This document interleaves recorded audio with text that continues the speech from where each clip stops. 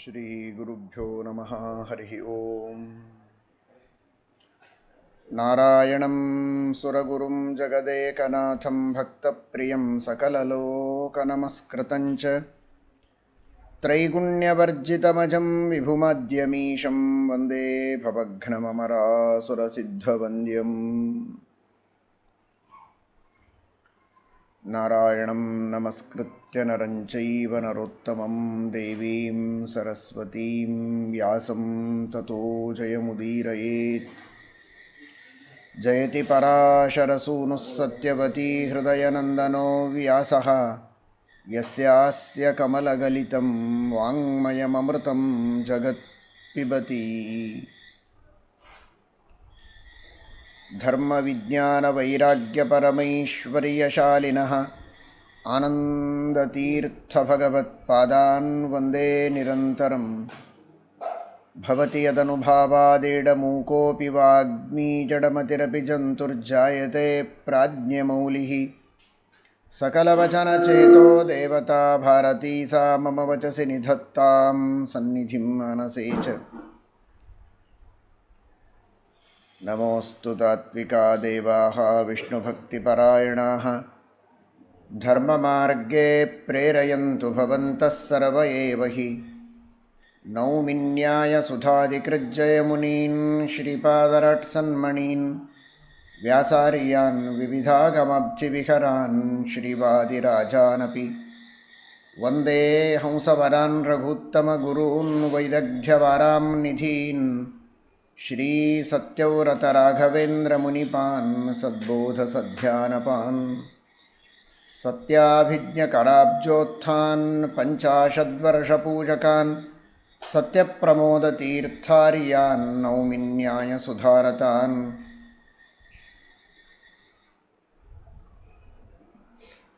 ಹರಿವಂಶೋ ಹರತ್ಯೇನಃ ಜನ್ಮ ಜನ್ಮಸು ಸಂಚಿತಂ ಅಪುತ್ರಂ ಪುತ್ರಿಣಂ ಕುರ್ಯಾತ್ ವಂಶಮುನ್ನಾಮಯೇತ್ ಸದಾ. ವೈಶಂಪಾಯನ ಉವಾಚ ತೇ ತು ಗೋಬ್ರಾಹ್ಮಣಾಃ ನಾಗಾಃ ಚಂದ್ರಾದಿತ್ಯಪುರಸ್ಕೃತಾಃ ಬ್ರಾಹ್ಮಣಾನ್ ಪೂಜಯನ್ ದೇವಾನ್ ವಸುಭಿರ್ಬ್ರಹ್ಮಸಂಭವೈಃ.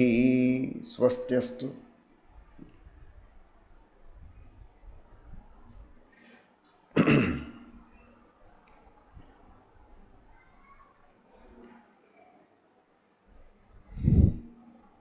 ನಾರದಾದಿ ಮಹರ್ಷಿಗಳು, ಗಂಧರ್ವರು, ಋಷಿಗಳು, ಎಲ್ಲ ಸಜ್ಜನರು, ಬ್ರಾಹ್ಮಣರು, ನಾಗಗಳು, ಚಂದ್ರ, ಸೂರ್ಯ ಮೊದಲಾದ ದೇವತೆಗಳು ಎಲ್ಲರೂ ಕೂಡ ಪರಮಾತ್ಮನ ಪೂಜೆಯನ್ನು ಮಾಡ್ತಾ ಇದ್ದಾರೆ. ಯಜ್ಞವನ್ನು ಮಾಡ್ತಾರೆ, ಬ್ರಾಹ್ಮಣರ ಪೂಜೆಯನ್ನು ಮಾಡ್ತಾರೆ, ಸಜ್ಜನರ ಸತ್ಕಾರವನ್ನು ಮಾಡ್ತಾರೆ. ಸರ್ವೋತ್ತಮನಾದ ಸರ್ವಾಂತರ್ಯಾಮಿಯಾದ ಶ್ರೀಹರಿಯನ್ನು ತಾರತಮ್ಯದ ಕೊನೆಯಲ್ಲಿ ಪರಮಾತ್ಮನ ಪೂಜೆಯನ್ನು ಮಾಡಿ ಎಲ್ಲವನ್ನು ಅವನಿಗೆ ಸಮರ್ಪಣೆ ಮಾಡ್ತಾರೆ. ಕುರುವಂತಿ ಸತತಂ ಯಜ್ಞೇ ಕ್ರಮಪ್ರಾಪ್ತಂ ಪಿತಾಮಹಂ. ಆ ತಾರತಮ್ಯ ಕ್ರಮದಲ್ಲಿ ಎಲ್ಲರಿಗೆ ಪಿತಾಮಹನಾದ ಪ್ರಪಿತಾಮಹನಾದ ಮೂಲ ಕಾರಣನಾದ ಪರಮಾತ್ಮನನ್ನು ಸರ್ವೋತ್ತಮತ್ವೇನ ಪೂಜೆಯನ್ನು ಮಾಡುತ್ತಾರೆ. ಎಲ್ಲ ದೇವತೆಗಳು, ಋಷಿಗಳು, ಗಂಧರ್ವರು ಎಲ್ಲರೂ ಕೂಡ ಈ ರೀತಿ ಪರಮಾತ್ಮನ ನಂತರ ಪಿತಾಮಹ ಅಂದರೆ ಬ್ರಹ್ಮದೇವರು, ಅವರನ್ನು ಜೀವೋತ್ತಮತ್ವೇನ ಪೂಜೆಯನ್ನು ಮಾಡುತ್ತಾರೆ. ವೇದಾದಿ ಸಕಲ ಸಚ್ಛಾಸ್ತ್ರಗಳ ಮರ್ಮವನ್ನು ಅರಿತು ಸಕಲ ವೇದಗಳ ಮುಖ್ಯ ತಾತ್ಪರ್ಯ ವಿಷಯನಾದ ಪರಮಾತ್ಮನ ಪಾರಮ್ಯವನ್ನು ತಿಳಿದು ಅವನನ್ನು ಪೂಜೆ ಮಾಡುವಂತಹ ಈ ಎಲ್ಲ ದೇವತೆಗಳು, ಋಷಿಗಳು, ಮುನಿಗಳನ್ನು ಬ್ರಹ್ಮದೇವರು ಬಹಳ ಪ್ರೀತಿಯಿಂದ ಪ್ರಶಂಸೆ ಮಾಡುತ್ತಾರೆ. ದಿಷ್ಟ್ಯ ದಿಷ್ಟ್ಯ ಬಹಳ ದೊಡ್ಡ ಭಾಗ್ಯ ನಿಮ್ಮದು. ಇದು ಭಾಗ್ಯ, ಇದು ಭಾಗ್ಯ, ಇದು ಭಾಗ್ಯವಯ್ಯ. ವೇದಗಳ ಮೇಲ್ನೋಟದ ಅರ್ಥವನ್ನು ತಿಳಿದು ಬೇರೆ ಬೇರೆ ದೇವತೆಗಳನ್ನೇ ಸರ್ವೋತ್ತಮ ಅಂತ ಭಾವಿಸಿ ಸ್ವರ್ಗ ಮೊದಲಾದ ನಶ್ವರವಾದ ಪುರುಷಾರ್ಥಗಳು, ಐಹಿಕವಾದಂತಹ ಧನ ಕನಕಾದಿಗಳೇ ಪುರುಷಾರ್ಥಗಳು ಅಂತ ಭಾವಿಸಿ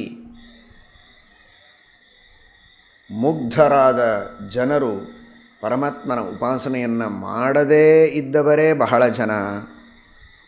ಹೀಗಿರುವಾಗ ಅತ್ಯಂತ ಭಕ್ತಿ ಶ್ರದ್ಧೆಗಳಿಂದ ನೀವೆಲ್ಲ ಉಪಾಸನೆ ಮಾಡ್ತಾ ಇದ್ದೀರಿ ಅಂದರೆ ಇದು ಭಾಗ್ಯ, ಇದು ಭಾಗ್ಯ, ಇದು ಭಾಗ್ಯವಯ್ಯ. ದಿಷ್ಟೇತಿ ಭಾರತ್, ದೊಡ್ಡ ಭಾಗ್ಯ ನಿಮ್ಮದು ಅಂತ ಬ್ರಹ್ಮದೇವರು ಎಲ್ಲರಿಗೆ ಪ್ರಶಂಸೆಯನ್ನು ಮಾಡಿದ್ದಾರೆ. ಬಹಳ ಮಹತ್ವದ್ದು. ಸತ್ಕಾರ್ಯಗಳನ್ನು ಮಾಡಿದಾಗ ಅದಕ್ಕೆ ಪ್ರಶಂಸೆಯನ್ನು ಮಾಡಿದರೆ ಇನ್ನಷ್ಟು ಹೆಚ್ಚು ಸತ್ಕಾರ್ಯವನ್ನು ಮಾಡುತ್ತಾರೆ. ತಪ್ಪು ಮಾಡಿದಾಗ ತಿದ್ದಿ ಹೇಳುವುದು ಎಷ್ಟು ಅವಶ್ಯಕವೋ, ಸತ್ಕಾರ್ಯಗಳನ್ನು ಮಾಡಿದಾಗ ಪ್ರಶಂಸೆ ಮಾಡುವುದು, ಪ್ರೋತ್ಸಾಹನೆ ಕೊಡುವುದು ಅಷ್ಟೇ ಅಗತ್ಯವಾದದ್ದು. ಆ ದೃಷ್ಟಿಯಲ್ಲಿ ಬ್ರಹ್ಮದೇವರು ಎಲ್ಲರನ್ನ ಬೆನ್ನು ಚಪ್ಪರಿಸಿದ್ದಾರೆ. ಆಮೇಲೆ ಕಶ್ಯಪರನ್ನು ಕರೀತಾರೆ. ಕಶ್ಯಪರೇ, ನೀವು ಯಜ್ಞ ಮಾಡ್ತಾ ಇದ್ದೀರಿ, ಪೂಜೆ ಮಾಡ್ತಾ ಇದ್ದೀರಿ, ಭಗವಂತನ ಸೇವೆಯನ್ನು ಮಾಡ್ತಾ ಇದ್ದೀರಿ. ನೀವು ಮಾತ್ರ ಮಾಡುವುದಲ್ಲ, ನಿಮ್ಮ ಮಕ್ಕಳು ಅವರು ಮುಂದೆ ಯಜ್ಞವನ್ನು ಮಾಡಬೇಕು, ಮಾಡ್ತಾರೆ. ನೀವೆಲ್ಲ ಅವರಿಗೆ ಉಪದೇಶವನ್ನು ಮಾಡಬೇಕು. ದೇವತೆಗಳು, ಯಕ್ಷರು, ಕಿನ್ನರರು, ಸಿದ್ಧರು, ಸಾಧ್ಯರು ಎಲ್ಲರೂ ನಿಮ್ಮ ಸಂತತಿ ತಾನೇ. ಅವರೆಲ್ಲ ವಿಶೇಷವಾಗಿ ಮುಂದೆ ಯಜ್ಞವನ್ನು ಮಾಡಬೇಕು. ಯಕ್ಷಾಹ ಸ್ವರಾಶ್ಚತೆ ಸರ್ವೇ, ಅವರವರ ಯೋಗ್ಯತೆಗೆ ತಕ್ಕಂತೆ. ದೇವತೆಗಳು ಸತ್ವಪ್ರಧಾನರು, ಸತ್ವಗುಣ ಪ್ರಧಾನರಾಗಿ ದೇವತೆಗಳು. ಕೆಲವರು ರಜೋಗುಣ ಪ್ರಧಾನರು, ಕೆಲವರು ತಮೋಗುಣ ಪ್ರಧಾನರಾಗಿರಬಹುದು. ಆದರೆ ಅವರವರ ಯೋಗ್ಯತೆಗೆ ತಕ್ಕಂತೆ ಅವರವರು ಯಜ್ಞವನ್ನು ಮಾಡುತ್ತಾರೆ, ಮಾಡಬೇಕು, ಮಾಡುವಂತೆ ನೀವು ಪ್ರಚೋದನೆ ಮಾಡಬೇಕು. ಯಜ್ಞ ದಾನ ತಪಸ್ಸುಗಳನ್ನು ಎಲ್ಲರೂ ಮಾಡುವಂತೆ ಪ್ರಚೋದನೆ ಮಾಡುವುದೇ ಒಂದು ದೊಡ್ಡ ದೇವರ ಸೇವೆ ಅಂತ ಭಾವಿಸಿ. ಕಶ್ಯಪರಿಗೆ ಬ್ರಹ್ಮದೇವರು ಈ ಮಾತನ್ನು ಹೇಳುವ ಮೂಲಕ ಎಲ್ಲ ಪಾಲಕರಿಗೂ ಬ್ರಹ್ಮದೇವರು ಆದೇಶವನ್ನು ಕೊಡ್ತಾ ಇದ್ದಾರೆ. ನೀವು ಮಾತ್ರ ಯಜ್ಞಯಾಗಾದಿಗಳನ್ನು ಮಾಡಿದರೆ, ನೀವು ಮಾತ್ರ ಧರ್ಮವನ್ನು ಆಚರಣೆ ಮಾಡಿದರೆ ಸಾಲದು, ನಿಮ್ಮ ಮಕ್ಕಳಿಂದ ಧರ್ಮಾಚರಣೆಯನ್ನು ಮಾಡಿಸಿ, ಅವರನ್ನು ಧರ್ಮ ಮಾರ್ಗದಲ್ಲಿ ಬರುವಂತೆ ಮಾಡಿ, ಧರ್ಮದ ಮಹತ್ವ ಏನು ಅಂತ ತಿಳಿಸಿ. ನೀವು ನಿಮ್ಮ ಕಾಲದಲ್ಲಿ ಧರ್ಮವನ್ನು ಮಾಡಿದಾಗ ಏನು ಫಲವನ್ನು ಅನುಭವಿಸಿದ್ದೀರಿ ಅದನ್ನೂ ಬಣ್ಣಿಸಿ. ನಿಮ್ಮ ಹಿರಿಯರು, ನಿಮ್ಮ ಪ್ರಾಚೀನರು ಅಥವಾ ಇತಿಹಾಸ ಪುರಾಣಗಳಲ್ಲಿ ನೀವು ಕೇಳಿ ತಿಳಿದ ವಿಷಯ ಇವುಗಳೆಲ್ಲವನ್ನು ಅವರಿಗೆ ಹೇಳಿ ಆ ಧರ್ಮದಲ್ಲಿ ಆಸಕ್ತಿ ಹುಟ್ಟುವಂತೆ ಮಾಡಬೇಕು. ಅದು ದೊಡ್ಡ ಸೇವೆ. ನೀವು ಮಾತ್ರ ಊಟ ಮಾಡಿ ಮಕ್ಕಳನ್ನು ಉಪವಾಸ ಇರೋ ಹಾಗೆ ಮಾಡ್ತೀರಾ? ನಿಮ್ಮ ಮನಸ್ಸು ಒಪ್ತದ? ಇಲ್ಲ. ಹಾಗಾದರೆ ಮಕ್ಕಳಿಗೆ ಊಟ ಮಾಡಿಸಿ ಊಟ ಮಾಡಬೇಕು ಅನ್ನುವ ಪ್ರೀತಿ ನಿಮ್ಮಲ್ಲಿದೆಯಲ್ಲ, ಆ ಹೊಟ್ಟೆಗೆ ಆಹಾರವನ್ನು ನೀಡುವುದರೊಳಗೆ ನಿಮಗಿರುವ ಪ್ರೀತಿ ಅವರ ಬುದ್ಧಿಗೆ, ಅವರ ಆತ್ಮಕ್ಕೆ ಉತ್ತಮವಾದ ಜ್ಞಾನವೆಂಬ ಆಹಾರವನ್ನು, ಧರ್ಮವೆಂಬ ಆಹಾರವನ್ನು ನೀಡಿ ಅವರನ್ನು ಉದ್ಧಾರ ಮಾಡುವಲ್ಲಿ ಅಷ್ಟೇ ಆಸಕ್ತಿ, ಅಷ್ಟೇ ಪ್ರೀತಿ ನಿಮಗಿರಬೇಕು. ಈ ರೀತಿ ಒಂದು ದೊಡ್ಡ ಸಂದೇಶವನ್ನು ಎಲ್ಲ ಪಾಲಕರಿಗೆ ಬ್ರಹ್ಮದೇವರು ನೀಡುತ್ತಾ ಇದ್ದಾರೆ. ಸರಿ, ದೇವತೆಗಳು ಅತ್ಯಂತ ಭಕ್ತಿ ಶ್ರದ್ಧೆಗಳಿಂದ ಸತ್ವಗುಣದಿಂದ ಯಜ್ಞಯಾಗಾದಿಗಳನ್ನು ಮಾಡಿದರು, ದೇವರ ಉಪಾಸನೆ ಮಾಡಿದರು.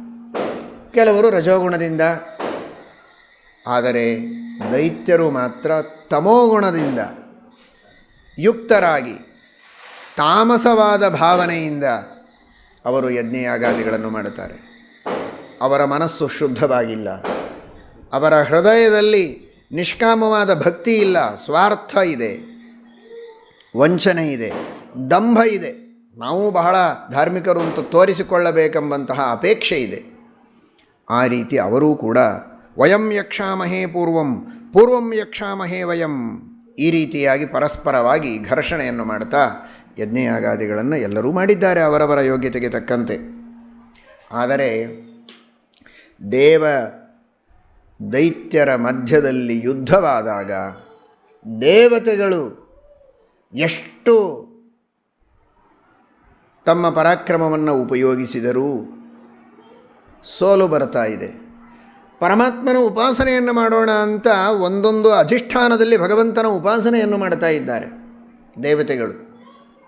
ಅಗ್ನಿ, ವಾಯು ಮೊದಲಾದ ಒಂದೊಂದು ಅಧಿಷ್ಠಾನದಲ್ಲಿ ಪರಮಾತ್ಮನ ಉಪಾಸನೆ ಮಾಡಿದರೆ ಆ ಅಧಿಷ್ಠಾನ ದೇವತೆಗಳ ಮೇಲೆ ದೈತ್ಯರು ಆಕ್ರಮಣ ಮಾಡಿ ಆ ಅಧಿಷ್ಠಾನವನ್ನು ಅಶುದ್ಧ ಮಾಡ್ತಾರೆ. ಅನ್ನೋದಕ್ಕಾಗಿಯೇ ಅಗ್ನಿ ವಾಗೀಂದ್ರಿಯಕ್ಕೆ ಅಭಿಮಾನಿ ದೇವತೆ. ಮಾತನಾಡಬೇಕಾದದ್ದನ್ನು ಮಾತನಾಡ್ತೇವೆ, ಮಾತನಾಡಬಾರದ್ದನ್ನು ಕೆಲವೊಮ್ಮೆ ಮಾತಾಡ್ತೇವೆ ನಾವು. ಯಾಕೆ ಅಂದರೆ ಆ ಅಗ್ನಿದೇವತೆಯ ಮೇಲೆ ದೈತ್ಯರ ಆಕ್ರಮಣ. ಚಕ್ಷುರಿಂದ್ರಿಯ ನೋಡಬೇಕಾದದ್ದನ್ನು ನೋಡುತ್ತೆ, ನೋಡಬಾರದ್ದನ್ನು ನೋಡುತ್ತದೆ. ಯಾಕೆ ಅಂದರೆ ಸೂರ್ಯನ ಮೇಲೂ ಆಕ್ರಮಣ ಆಗಿದೆ ದೈತ್ಯರದು. ಹೀಗೆ ಎಲ್ಲ ದೇವತೆಗಳ ಮೇಲೆ ದೈತ್ಯರು ಆಕ್ರಮಣ ಮಾಡಿದ್ದಕ್ಕೆ ಯಾವ ದೇವತೆಯ ಅಧಿಷ್ಠಾನದಲ್ಲಿ ಪರಮಾತ್ಮನ ಉಪಾಸನೆ ಮಾಡಬೇಕು ಅಂದರೂ ಆಗ್ತಾ ಇಲ್ಲ. ಕೊನೆಗೆ ವಾಯುದೇವರಲ್ಲಿ ಪರಮಾತ್ಮನ ಉಪಾಸನೆಯನ್ನು ಮಾಡಿದ್ದಾರೆ. ಮುಖ್ಯಪ್ರಾಣದೇವರಲ್ಲಿ, ಮುಖ್ಯಪ್ರಾಣದೇವರ ಮೇಲೂ ದೈತ್ಯರು ಆಕ್ರಮಣ ಮಾಡುವುದಕ್ಕೆ ಪ್ರಯತ್ನ ಮಾಡಿ ತಾವೇ ವಿಧ್ವಸ್ತರಾಗಿ ಹೋಗಿದ್ದಾರೆ. ದೊಡ್ಡದಾದ ಬಂಡೆಗಲ್ಲಿನ ಮೇಲೆ ಮಣ್ಣಿನ ಹೆಂಟೆ ಒಗೆದರೆ ಹೇಗೆ ಪುಡಿ ಪುಡಿ ಆಗಬೇಕೋ ಹಾಗೆ ಎಲ್ಲ ದೈತ್ಯರು ಕೂಡ ತಾವೇ ನಶಿಸಿ ಹೋಗಿದ್ದಾರೆ. ಆಕ್ರಮಣ ಮಾಡಲಿಕ್ಕಾಗಿಲ್ಲ. ಅಂತಹ ಶುದ್ಧವಾದ ವಾಯುದೇವರೆಂಬ ಮುಖ್ಯಪ್ರಾಣದೇವರೆಂಬ ಅಧಿಷ್ಠಾನದಲ್ಲಿ ಯಾವಾಗ ದೇವತೆಗಳು ಪರಮಾತ್ಮನ ಉಪಾಸನೆಯನ್ನು ಮಾಡುತ್ತಾರೆ, ಉದ್ಗೀತ ನಾಮಕನಾದ ಆ ಪರಮಾತ್ಮನ ಉಪಾಸನೆಯನ್ನು ಮಾಡಿದಾಗ ದೇವತೆಗಳಿಗೆ ವಿಜಯ ಪ್ರಾಪ್ತವಾಗ್ತದೆ ಅಂತ ಉಪನಿಷತ್ತಿನಲ್ಲಿ ಹೇಳುವ ತತ್ವವನ್ನು ಇಲ್ಲಿ ತಿಳಿಸಿಕೊಡ್ತಾರೆ. ಆ ರೀತಿ ದೇವತೆಗಳೆಲ್ಲ ಭಗವಂತನ ವಾಯುದೇವರ ಅನುಗ್ರಹದಿಂದ ಗೆದ್ದಿದ್ದಾರೆ. ಈ ರೀತಿ ಮುಂದೆ ನಾನಾ ವಿಧವಾಗಿರುವಂತಹ ವಿಘ್ನಗಳು ಸಾಕಷ್ಟು ತಪಸ್ಸಿಗೆ ಇವರು ಮಾಡುವಂತಹ ಯಜ್ಞಯಾಗಾದಿಗಳಿಗೆ ಬರ್ತದೆ. ಅಷ್ಟಿದ್ದರೂ ಕೂಡ ಅದೆಲ್ಲವನ್ನು ಮೀರಿ ಆ ಪರಮಾತ್ಮನ ಅನುಗ್ರಹದಿಂದ ಋಷಿ ಮುನಿಗಳು ದೇವತೆಗಳು ತಮ್ಮ ಸಾಧನೆಯನ್ನು ಮುಂದುವರೆಸಿದ್ದಾರೆ. ಈ ಕಡೆಗೆ ಮಧು ಕೈಟಭರ ಕಥೆ ಹಿಂದೆ ಬಂದಿದೆ, ಅದನ್ನು ಮತ್ತೆ ವರ್ಣನೆ ಮಾಡುತ್ತಾರೆ. ಆ ಮಧು ದೈತ್ಯ ಹಿಂದೆ ತಿಳಿದಂತೆ ವಾಯುದೇವರ ಆವೇಶದಿಂದ ಬಲ ಇದೆ, ಬ್ರಹ್ಮದೇವರ ವರದಿಂದ ಅವಧ್ಯರು, ದೇವರ ಕಿವಿಯಿಂದಲೇ ಹುಟ್ಟಿದವರು. ಭಾರೀ ಉಗ್ರವಾದಂತಹ ಯುದ್ಧವನ್ನು ಮಾಡ್ತಾ ಇದ್ದಾರೆ ಪರಮಾತ್ಮನ ಜೊತೆಗೆ. ಪರಮಾತ್ಮನ ಜೊತೆಗೆ ಯುದ್ಧವನ್ನು ಮಾಡ್ತಾ ಇರುವಾಗ ಇಂದ್ರದೇವರು ಮಧ್ಯದಲ್ಲಿ ಬಂದಿದ್ದಾರೆ. ಇಂದ್ರದೇವರು ಯಾರು ಅಂತ ಗೊತ್ತಿಲ್ಲ ಅವನಿಗೆ, ಮಧುವಿಗೆ. ಪ್ರಹ್ಲಾದನಿಗೆ ಕೇಳಿದ್ದಾನೆ, ಇಂದ್ರ ಅಂದರೆ ಹೇಗಿರ್ತಾನೆ ಅವನು, ಯಾರು, ಇಷ್ಟು ಜನ ಇದ್ದಾರಲ್ಲ ಇದರೊಳಗೆ ಇಂದ್ರ ಯಾರು ಅಂತ. ಇಂದ್ರನ ಲಕ್ಷಣವನ್ನು ಹೇಳಿದ್ದಾನೆ. ಇಂದ್ರನ ಲಕ್ಷಣಗಳನ್ನು ಹೇಳಿದಾಗ ವಜ್ರಹಸ್ತ ಸಹಸ್ರಾಕ್ಷ ಆ ಇಂದ್ರದೇವರ ಗುರುತನ್ನು ತಿಳಿದು ಇಂದ್ರದೇವರನ್ನು ಪಾಶದಿಂದ ಬಂಧನ ಮಾಡಿಟ್ಟಿದ್ದಾನೆ ಮಧುದೈತ್ಯ. ತಂ ಪ್ರಹ್ಲಾದ ವಚನಾತ್ ಲಕ್ಷಣಜ್ಞಶ್ಚ ಭಾರತ ಐಶ್ವರ್ಯಮ ಇಂದ್ರಂ ಆಕಾಂಕ್ಷನ್ ಭವಿಷ್ಯಂ ಪಾಶೈ ಮರ್ಮ ವಿವರ್ಜಿತೈ. ಕಬ್ಬಿಣದ ಪಾಶಗಳಿಂದ ಇಂದ್ರನನ್ನು ಬಂಧನ ಮಾಡಿದ್ದಾನೆ. ಬಂಧನ ಮಾಡಿ ನನ್ನ ಜೊತೆಗೆ ಯುದ್ಧ ಆಡಬೇಕು ಅಂದರೆ ನೀವ್ಯಾರಲ್ಲ, ವಿಷ್ಣುವೇ ಯುದ್ಧ ಆಡಬೇಕು, ನೀವೆಲ್ಲ ಹತ್ತಿರ ಬರಬೇಡಿ ಇಂದ ಪರಮಾತ್ಮನ ಜೊತೆಗೆ ಯುದ್ಧವನ್ನು ಮಾಡ್ತಾ ಇದ್ದಾನೆ. ಈ ಕಡೆಗೆ ಆ ದೇವದಾನವರ ಮಧ್ಯದಲ್ಲಿ ಘೋರವಾದಂತಹ ಯುದ್ಧ ನಡೀತಾ ಇದೆ. ಮಧು ವಿಷ್ಣು ಉಪಲಕ್ಷಣ ಕೈಟಭನು ಯುದ್ಧ ಮಾಡ್ತಾ ಇದ್ದಾನೆ. ಮಧುಕೈಟಭರ ಜೊತೆಗೆ ಯುದ್ಧ ನಡೀತಾ ಇದೆ. ಬ್ರಹ್ಮದೇವರು ಒಂದು ಉಪಾಯವನ್ನು ಹೇಳಿದರು. ಎಲ್ಲ ಗಂಧರ್ವರಿಗೆ ನೀವು ಹಾಡು ಹಾಡಿ ಅಂತ ಹೇಳಿದರು. ವಾದ್ಯಗಳನ್ನು ಬಾರಿಸಿ, ಗಂಧರ್ವರು ಕಿನ್ನರರು ನೀವೆಲ್ಲ ವಾದ್ಯಗಳನ್ನು ಬಾರಿಸಿ ಹಾಡು ಹಾಡಿ ಸಂಗೀತ ಕಾರ್ಯಕ್ರಮ ಮಾಡಿ. ಅಲ್ಲ ಸ್ವಾಮಿ, ಯುದ್ಧ ನಡೀತಾ ಇದೆ, ನಾನು ಹೇಳಿದಷ್ಟು ಕೇಳಿ ಎಂದರು. ಯುದ್ಧ ನಡೀಲಿ, ನೀವು ಸಂಗೀತ ಕಚೇರಿಯನ್ನು ಮಾಡಬೇಕು ಅಂತ ಬ್ರಹ್ಮದೇವರು ಆಜ್ಞೆಯನ್ನು ಮಾಡಿದ್ದಾರೆ. ವೀಣಾ ತೆಗೆದುಕೊಂಡಿದ್ದಾರೆ. ಇನ್ನನೇಕ ಮೃದಂಗ ಮೊದಲಾದ ವಾದ್ಯಗಳು, ವೀಣಾದಿ ವಾದ್ಯಗಳು, ಅವುಗಳೆಲ್ಲವನ್ನು ಅತ್ಯಂತ ರಮಣೀಯವಾಗಿ ಬಾರಿಸ್ತಾ ದಿವ್ಯವಾದ ಗಾನ ಕೇಳಬೇಕೆ ದೇವತೆಗಳು ಗಂಧರ್ವರು ಭಾರೀ ಗಾನವನ್ನು ಮಾಡ್ತಾ ಇದ್ದಾರೆ. ಉದ್ದೇಶ ಏನು ಅಂದರೆ ಆ ಮಧುವಿನ ಮನಸ್ಸು ಯುದ್ಧದಲ್ಲಿ ಆಸಕ್ತವಾಗದಂತೆ ಈ ಸಂಗೀತದೊಳಗೆ ಆಸಕ್ತವಾದರೆ ಅವನು ಯುದ್ಧವನ್ನು ಚೆನ್ನಾಗಿ ಆಡಲಿಕ್ಕೆ ಆಗೋದಿಲ್ಲ. ಅವನ ಗಮನ ಆಚೆ ಈಚೆ ಹೋಗ್ತದೆ. ಹಾಗಾದಾಗ ಅವನನ್ನು ಸೋಲಿಸುವುದಕ್ಕೆ ಸಾಧ್ಯ ಅಂತ. ದೇವರಿಗೆ ಇಂಥ ಎಲ್ಲ ಸಹಾಯ ಬೇಕಿಲ್ಲ. ಅಚಿಂತ್ಯವಾದ ಅದ್ಭುತವಾದ ಅನಂತ ಬಲ ಇರುವ ಪರಮಾತ್ಮನಿಗೆ ಈ ಮಧುವನ್ನು ಸೋಲಿಸುವುದು ಯಾವ ದೊಡ್ಡ ಮಾತೂ ಅಲ್ಲ. ಆದರೂ ನಮ್ಮದೊಂದು ಸೇವೆ ಇರಲಿ ಅಂತ ಆ ಮಧುವಿನ ಮನಸ್ಸನ್ನು ಈಚೆಗೆ ಸೆಳೆದು ಅವನ ಬಲವನ್ನು ಕುಂದುವಂತೆ ಮಾಡಬೇಕು ಅಂತ ಪ್ರಯತ್ನ ಮಾಡ್ತಾ ಇದ್ದಾರೆ. ಏತಾನ್ ವಿಕಾರಾನ್ ಕುರುವಂತಿ ಗಂಧರ್ವಾ ಸತ್ಯವಾದಿನ. ಅವರು ಆ ರೀತಿ ಆಜ್ಞೆಯನ್ನು ಮಾಡಿದ್ದಾರೆ. ಈ ಕಡೆಗೆ ಪರಮಾತ್ಮ ಆ ಮಧುವಿನ ಜೊತೆಗೆ ಯುದ್ಧವನ್ನು ಮುಂದುವರಿಸಿದ್ದಾನೆ. ಯುದ್ಧ ಮಾಡ್ತಾ ಇರುವಾಗ ಜೋರಾಗಿ ತನ್ನ ಭುಜದಿಂದ ಪರಮಾತ್ಮನ ಶಂಖಧಾರಣ ಮಾಡಿದ ಕೈಗೆ ಜೋರಾಗಿ ಹೊಡೆದಿದ್ದಾನೆ. ಚಕ್ರ, ಶಂಖ, ಗದಾ, ಪದ್ಮಗಳನ್ನು ಧಾರಣೆ ಮಾಡಿದ ಭಗವಂತನ ಭುಜಗಳಲ್ಲಿ ಒಂದಾದ ಶಂಖವನ್ನು ಧಾರಣೆ ಮಾಡಿದ ಪರಮಾತ್ಮನ ಎಡ ಭುಜಕ್ಕೆ ಜೋರಾಗಿ ಪ್ರಹಾರವನ್ನು ಮಾಡಿದ್ದಾನೆ. ಕಂಪಿಸಿ ಹೋಗಿದೆ. ಕಂಪಿಸಿದೆಯಾ? ನಿಜವಾಗಿ ಪರಮಾತ್ಮನಿಗೆ ಯಾವುದೇ ವಿಧವಾದಂತಹ ಕಂಪ ಇಲ್ಲ. ಆದರೂ ಸ್ವಲ್ಪ ಕಂಪನ ಮಾಡಿದಂತೆ ನಾಟಕ ಮಾಡಿದ. ತಾನೊಂದು ಜೋರಾಗಿ ಹೊಡೆದ ನೋಡಿ ಪರಮಾತ್ಮ. ನಚಕಂಪೆ ಪದಾತ್ಪದಂ. ಭಗವಂತನಿಗೆ ಯಾವುದೇ ವಿಧವಾಗಿರುವಂತಹ ಕಂಪ ಇಲ್ಲ, ಕ್ಷೋಭ ಇಲ್ಲ, ವಿಹ್ವಲತೆ ಇಲ್ಲ, ಶ್ರಮ ಇಲ್ಲ. ಇವನಿಗೇನೋ ಒಂದು ತೃಪ್ತಿ, ನಾನು ಜೋರಾಗಿ ಹೊಡೆದೆ, ಗುದ್ದಿದೆ ದೇವರಿಗೆ ಅಂತ. ಆದರೆ ಹೇಗೆ ಹನುಮಂತ ದೇವರಿಗೆ ರಾವಣ ಗುದ್ದಿದರೆ ಏನಾಗಲಿಲ್ಲ, ತಿರುಗಿ ಹನುಮಂತ ದೇವರು ಒಂದು ಹೊಡಿತಾರೆ ನೋಡಿ, 10 ಮುಖಗಳಿಂದ ರಕ್ತಕಾರಿ ಬೀಳ್ತಾನಲ್ಲ, ಹಾಗೆ ಅವನಿಗೆ ಹನುಮಂತ ದೇವರಿಗಿಂತಲೂ ಅನಂತಪಟ್ಟು ಬಲಶಾಲಿಯಾದ ಪರಮಾತ್ಮ ಆ ಮಧುವಿಗೆ ಜೋರಾಗಿ ಗುದ್ದಿದರೆ ಎರಡೂ ಮೊಳಕಾಲ ಮೇಲೆ ಕೆಳಗೆ ಕುಳಿತು ರಕ್ತಕಾರಿ ಒದ್ದಾಡ್ತಾ ಇದ್ದಾನೆ ಮಧು. ಇನ್ನೊಂದು ಗುದ್ದಿದರೆ ಸತ್ತೇ ಹೋಗ್ತಾ ಇದ್ದ. ದೇವರು ಗುದ್ದಲಿಲ್ಲ. ಯಾಕೆ ಅಂದರೆ ಬಾಹುಯುದ್ಧ ನಡೆದಿದೆ. ಒಂದೊಂದು ಯುದ್ಧಕ್ಕೆ ಒಂದೊಂದು ನಿಯಮಗಳಿರ್ತದೆ. ಬಾಹುಯುದ್ಧ ನಡೆದಾಗ ಇಬ್ಬರೂ ನಿಂತು ಯುದ್ಧ ಮಾಡಬೇಕು. ಅವನು ಕೆಳಗೆ ಬಿದ್ದಿದ್ದಾನೀಗ, ಮೊಳಕಾಲ ಮೇಲೆ ನಿಂತಿದ್ದಾನೆ, ರಕ್ತ ಕಾರ್ತಾ ಇದ್ದಾನೆ.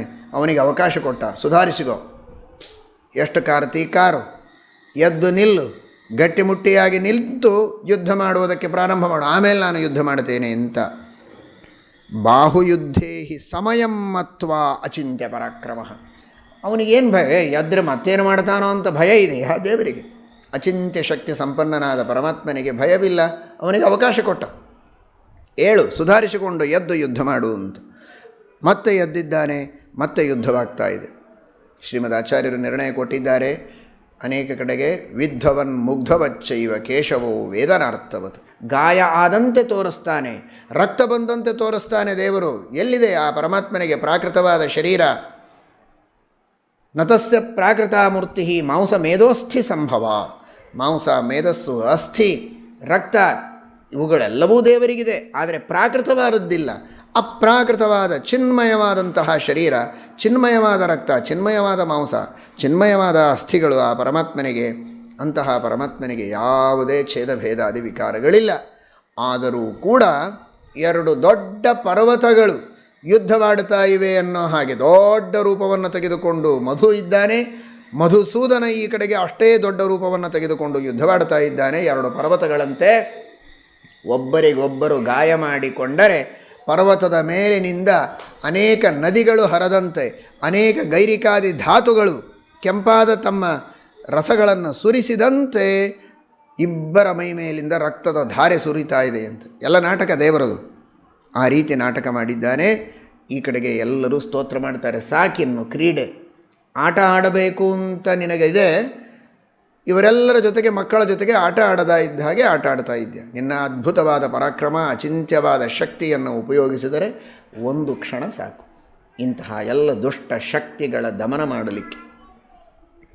ಮಧು ಈ ಶಬ್ದವೇ ಹೇಳುವಂತೆ ಮಧು ಅಂದರೆ ಮಧುರವಾದ ವಿಷಯಗಳು. ಆ ವಿಷಯಗಳ ಬಗ್ಗೆ ಇರುವಂತಹ ಆಸಕ್ತಿ ಸಾಧಕರು ಸಜ್ಜನರು ಮೋಕ್ಷ ಸಾಧನೆಯನ್ನು ಮಾಡುವಂತಹ ಅಪೇಕ್ಷೆ ಇರುವಂತಹ ಭಕ್ತರಿಗೆ ಏನು ಈ ಮಧುರ ವಿಷಯಗಳ ಆಕರ್ಷಣೆ ಅವರ ಸಾಧನೆಗೆ ವಿಘ್ನ ರೂಪದಲ್ಲಿ ಅಡ್ಡಿಯಾಗಿ ಆತಂಕವಾಗಿ ಬರುತ್ತೋ ಅದೆಲ್ಲವನ್ನು ಪರಿಹಾರ ಮಾಡಿ ಅವರು ನಿರಾತಂಕವಾಗಿ ತಮ್ಮ ಸಾಧನೆಯನ್ನು ಮಾಡುವುದಕ್ಕೆ ಪರಮಾತ್ಮ ಅನುಗ್ರಹ ಮಾಡುತ್ತಾನೆ ಎನ್ನುವುದರ ಒಂದು ಸಂಕೇತ ಇದು. ಮಧುನಾಮಕ ದೈತ್ಯನನ್ನು ಪರಮಾತ್ಮ ಸಂಹಾರ ಮಾಡಬೇಕಾಗಿದೆ. ಎಲ್ಲರೂ ಆಕಾಶ ಮಾರ್ಗದಲ್ಲಿ ಬಂದು ಆ ಪರಮಾತ್ಮನ ಸ್ತೋತ್ರವನ್ನು ಮಾಡುತ್ತಾರೆ. ಪರಮಾತ್ಮನ ಅದ್ಭುತವಾದ ಸ್ತುತಿಯನ್ನು ಮಾಡಿದ್ದಾರೆ. ಅನಂತ ರೂಪಗಳು ನಿನಗೆ, ಅಂತರ್ಯಾಮಿ ರೂಪಗಳು ಅನಂತ, ಅವತಾರ ರೂಪಗಳು ಅನಂತ. ಅಂತಹ ಅಂತರ್ಯಾಮಿ ರೂಪಗಳಿಂದಲೂ ಜಗತ್ತಿನ ರಕ್ಷಣೆಯನ್ನು ಮಾಡ್ತಿ, ಅವತಾರಗಳನ್ನು ಸ್ವೀಕಾರ ಮಾಡಿ ಜಗತ್ತಿನ ರಕ್ಷಣೆಯನ್ನು ಮಾಡ್ತಿ. ಸುರೂಪೋ ಬಹುರೂಪಾಂಸ್ತಾನ್ ಲೋಕಾನ್ ಸಂಚರತೆ ವಶಿ. ಗೋವುಗಳಿಗೆ ಹಾಲನ್ನು ಕೊಟ್ಟು ಕರುಗಳನ್ನು ರಕ್ಷಣೆ ಮಾಡ್ತೀಯ, ಅಶ್ವಗಳಿಗೆ ವಿಶೇಷವಾದ ಶಕ್ತಿಯನ್ನು ಕೊಟ್ಟಿದ್ದಿ, ಯಜ್ಞಗಳಲ್ಲಿ ಪ್ರೋಕ್ಷಿತವಾದ ಅಶ್ವಗಳನ್ನು ಆಹುತಿಯಾಗಿ ಕೊಟ್ಟು ಅವುಗಳು ಉತ್ತಮವಾದ ಸ್ವರ್ಗಾದಿ ಲೋಕಗಳನ್ನು ಹೊಂದುವಂತೆ ಮಾಡ್ತೀಯ, ಪಿತೃಗಳಿಗೆ ಊಷ್ಮವನ್ನೇ ಆಹಾರವಾಗಿ ಕೊಟ್ಟಿದ್ದಿ, ದೇವತೆಗಳಿಗೆ ಹವಿಸ್ಸನ್ನು, ಇನ್ನಿತರ ಮಾನವರಿಗೆ ಯೋಗ್ಯವಾದಂತಹ ಅನ್ನವನ್ನು ಅವರಿಗೆ ಕೊಟ್ಟಿದ್ದಿ. ಒಟ್ಟು ಸಪ್ತಾನ್ನಗಳು, ಮನಸ್ಸು ವಾಕ್ ಪ್ರಾಣ ಇವುಗಳನ್ನು ದೇವರು ತಾನು ತನಗಾಗಿ ಇಟ್ಟುಕೊಂಡಿದ್ದಾನೆ. ಅಂತೇನೆ ಮನಸ್ಸಿನಿಂದ ಧ್ಯಾನ, ಮಾತಿನಿಂದ ಸ್ತುತಿ, ಕ್ರಿಯಾಶಕ್ತಿಯಿಂದ ಪರಮಾತ್ಮನ ಕೈಂಕರ್ಯವನ್ನು ಮಾಡಿದರೆ ಪರಮಾತ್ಮನಿಗೆ ಸಂತೋಷವಾಗ್ತದೆ. ಅದೇ ದೇವರಿಗೆ ಪ್ರೀತಿಯ ಅನ್ನ. ದೇವತೆಗಳಿಗೆ ಹುತ ಪ್ರಹುತ ಅಂತ 2 ಅನ್ನಗಳನ್ನು ಕೊಟ್ಟಿದ್ದಾನೆ. ಪಶುಗಳಿಗೆ ಹಾಲನ್ನು ಕೊಟ್ಟಿದ್ದಾನೆ. ಇನ್ನುಳಿದ ಅನ್ನ ಎಲ್ಲರಿಗೆ ಸಾಧಾರಣವಾದ, ಎಲ್ಲರೂ ಸ್ವೀಕಾರ ಮಾಡುವಂತಹ ಒಂದು ಅನ್ನ. ಹೀಗೆ ಸಪ್ತಾನ್ನಗಳನ್ನು ಕೊಟ್ಟು ಜಗತ್ತಿನ ರಕ್ಷಣೆ ಮಾಡುವಂತಹ ಸ್ವಾಮಿ ನೀನು. 7 ಜನ ಪಿತೃಗಳು ಹಿಂದೆ ಹೇಳಿದಂತೆ ಪಿತೃಕಲ್ಪದಲ್ಲಿ ಕವ್ಯವಾಟ್, ಅನಲ, ಯಮ, ಸೋಮ, ಅರ್ಯಮ, ಅಗ್ನಿಶ್ವಾತ್ತ, ಸೋಮಪ ಅಂತ. ಅದರಲ್ಲಿ 3 ಜನರು ಸೂರ್ಯನನ್ನು, 4 ಪಿತೃಗಳು ಚಂದ್ರನನ್ನು ವಿಶೇಷವಾಗಿ ಸಂತೋಷಪಡಿಸ್ತಾರೆ. ಅದೆಲ್ಲವೂ ನಿನ್ನ ಪ್ರೇರಣೆಯಂತೆ. ಜಗತ್ತಿನೊಳಗಿರುವಂತಹ ಎಲ್ಲ ತೇಜಸ್ಸನ್ನು ಸ್ವೀಕಾರ ಮಾಡಿ, ನೀರನ್ನು ಸ್ವೀಕಾರ ಮಾಡಿ ಮಳೆಯನ್ನು ಕೊಡ್ತೀಯ. ಆದ್ದರಿಂದಲೇ ನಿನಗೆ ಆದಿತ್ಯ ಅಂತ ಕರೀತಾರೆ. ಯದಾದತ್ಸಿ ಜಗತ್ಸರ್ವಂ ರಶ್ಮಿಭಿ ಪ್ರದಹನ್ನಿವ. ಪ್ರಳಯ ಕಾಲದಲ್ಲಿಯೂ 12 ಆದಿತ್ಯರಲ್ಲಿ ಇದ್ದು, ಒಬ್ಬ ಆದಿತ್ಯ ಸಾಕ್ಷಾತ್ ವಿಷ್ಣುವೇ, ಇನ್ನುಳಿದ ಆದಿತ್ಯರಲ್ಲಿ ನೀನೇ ಅಂತರ್ಯಾಮಿಯಾಗಿದ್ದು ಸಂಪೂರ್ಣವಾದ ಜಗತ್ತನ್ನೇ ಸುಟ್ಟು ಭಸ್ಮ ಮಾಡ್ತೀಯ ಅನ್ನುವುದಕ್ಕಾಗಿಯೇ ನಿನ್ನನ್ನು ಆದಿತ್ಯ ಅಂತ ಕರೀತಾರೆ. ವನಸ್ಪತಿ, ಔಷಧಿಗಳು ಎಲ್ಲವನ್ನೂ ಕೂಡ ವಿಶೇಷವಾಗಿ ನೀನು ಚಂದ್ರನಲ್ಲಿದ್ದು ಅವುಗಳಿಗೆಲ್ಲ ಅಭಿವೃದ್ಧಿಯನ್ನು ಉಂಟು ಮಾಡ್ತೀಯ. ಇಂತಹ ದೇವಯಾನ ಮತ್ತು ಪಿತೃಯಾನ ಅಂತ ಸಕಾಮ ಕರ್ಮವನ್ನು ಮಾಡಿದವರು ಪಿತೃಯಾನದಿಂದ ಹೋಗ್ತಾರೆ, ಪುನಃ ಭೂಮಿಯಲ್ಲಿ ಹುಟ್ಟಿ ಬರ್ತಾರೆ. ನಿಷ್ಕಾಮ ಕರ್ಮವನ್ನು ಮಾಡಿದವರು ದೇವಯಾನದಿಂದ ಹೋಗಿ ಮೋಕ್ಷವನ್ನೇ ಹೊಂದುತ್ತಾರೆ. ಅಂತಹ ಸಕಾಮ ಕರ್ಮ ನಿಷ್ಕಾಮ ಕರ್ಮಗಳನ್ನು ಅವರವರಿಗೆ ತಕ್ಕಂತೆ ಮಾಡಿಸುವವ ನೀನು. ದೇವಯಾನ ಪಿತೃಯಾನಗಳನ್ನು, ಧೂಮಾದಿ ಮಾರ್ಗ ಅರ್ಚರಾದಿ ಮಾರ್ಗಗಳನ್ನು ನಿರ್ಮಾಣ ಮಾಡಿದವನು ನೀನು. ಅಲ್ಲಿ ಆ ಜೀವರನ್ನು ಕರೆದುಕೊಂಡು ಹೋಗಿ ಆ ಸ್ಥಾನವನ್ನು ಮುಟ್ಟಿಸಿ ಆ ಫಲವನ್ನು ಕೊಡುವವನು ನೀನು. ಇಂತಹ ಸರ್ವನಿಯಾಮಕನಾದಂತಹ ಸ್ವಾಮಿ ನೀನು. ಆವಹ ವಿವಹ ಪ್ರವಹ ಮೊದಲಾದಂತಹ ಅನೇಕ ವಾಯುಗಳ ಮೂಲಕ ಜಗತ್ತಿನ ಧಾರಣವನ್ನು ನೀನು ಮಾಡ್ತೀಯ. ಇಂತಹ ಸರ್ವೋತ್ತಮನಾದ ನೀನು ಜಗತ್ತಿನ ಸೃಷ್ಟಿಸ್ಥಿತ್ಯಾದಿಗಳಿಗೆ ಕಾರಣನಾದಂತಹ ಸ್ವಾಮಿ, ದಯಮಾಡಿ ಈ ಮಧುವನ್ನು ಬೇಗ ಸಂಹಾರ ಮಾಡು. ಕ್ರೀಡೆಯನ್ನು ಬಹಳ ಹೊತ್ತು ಮಾಡಬೇಡ.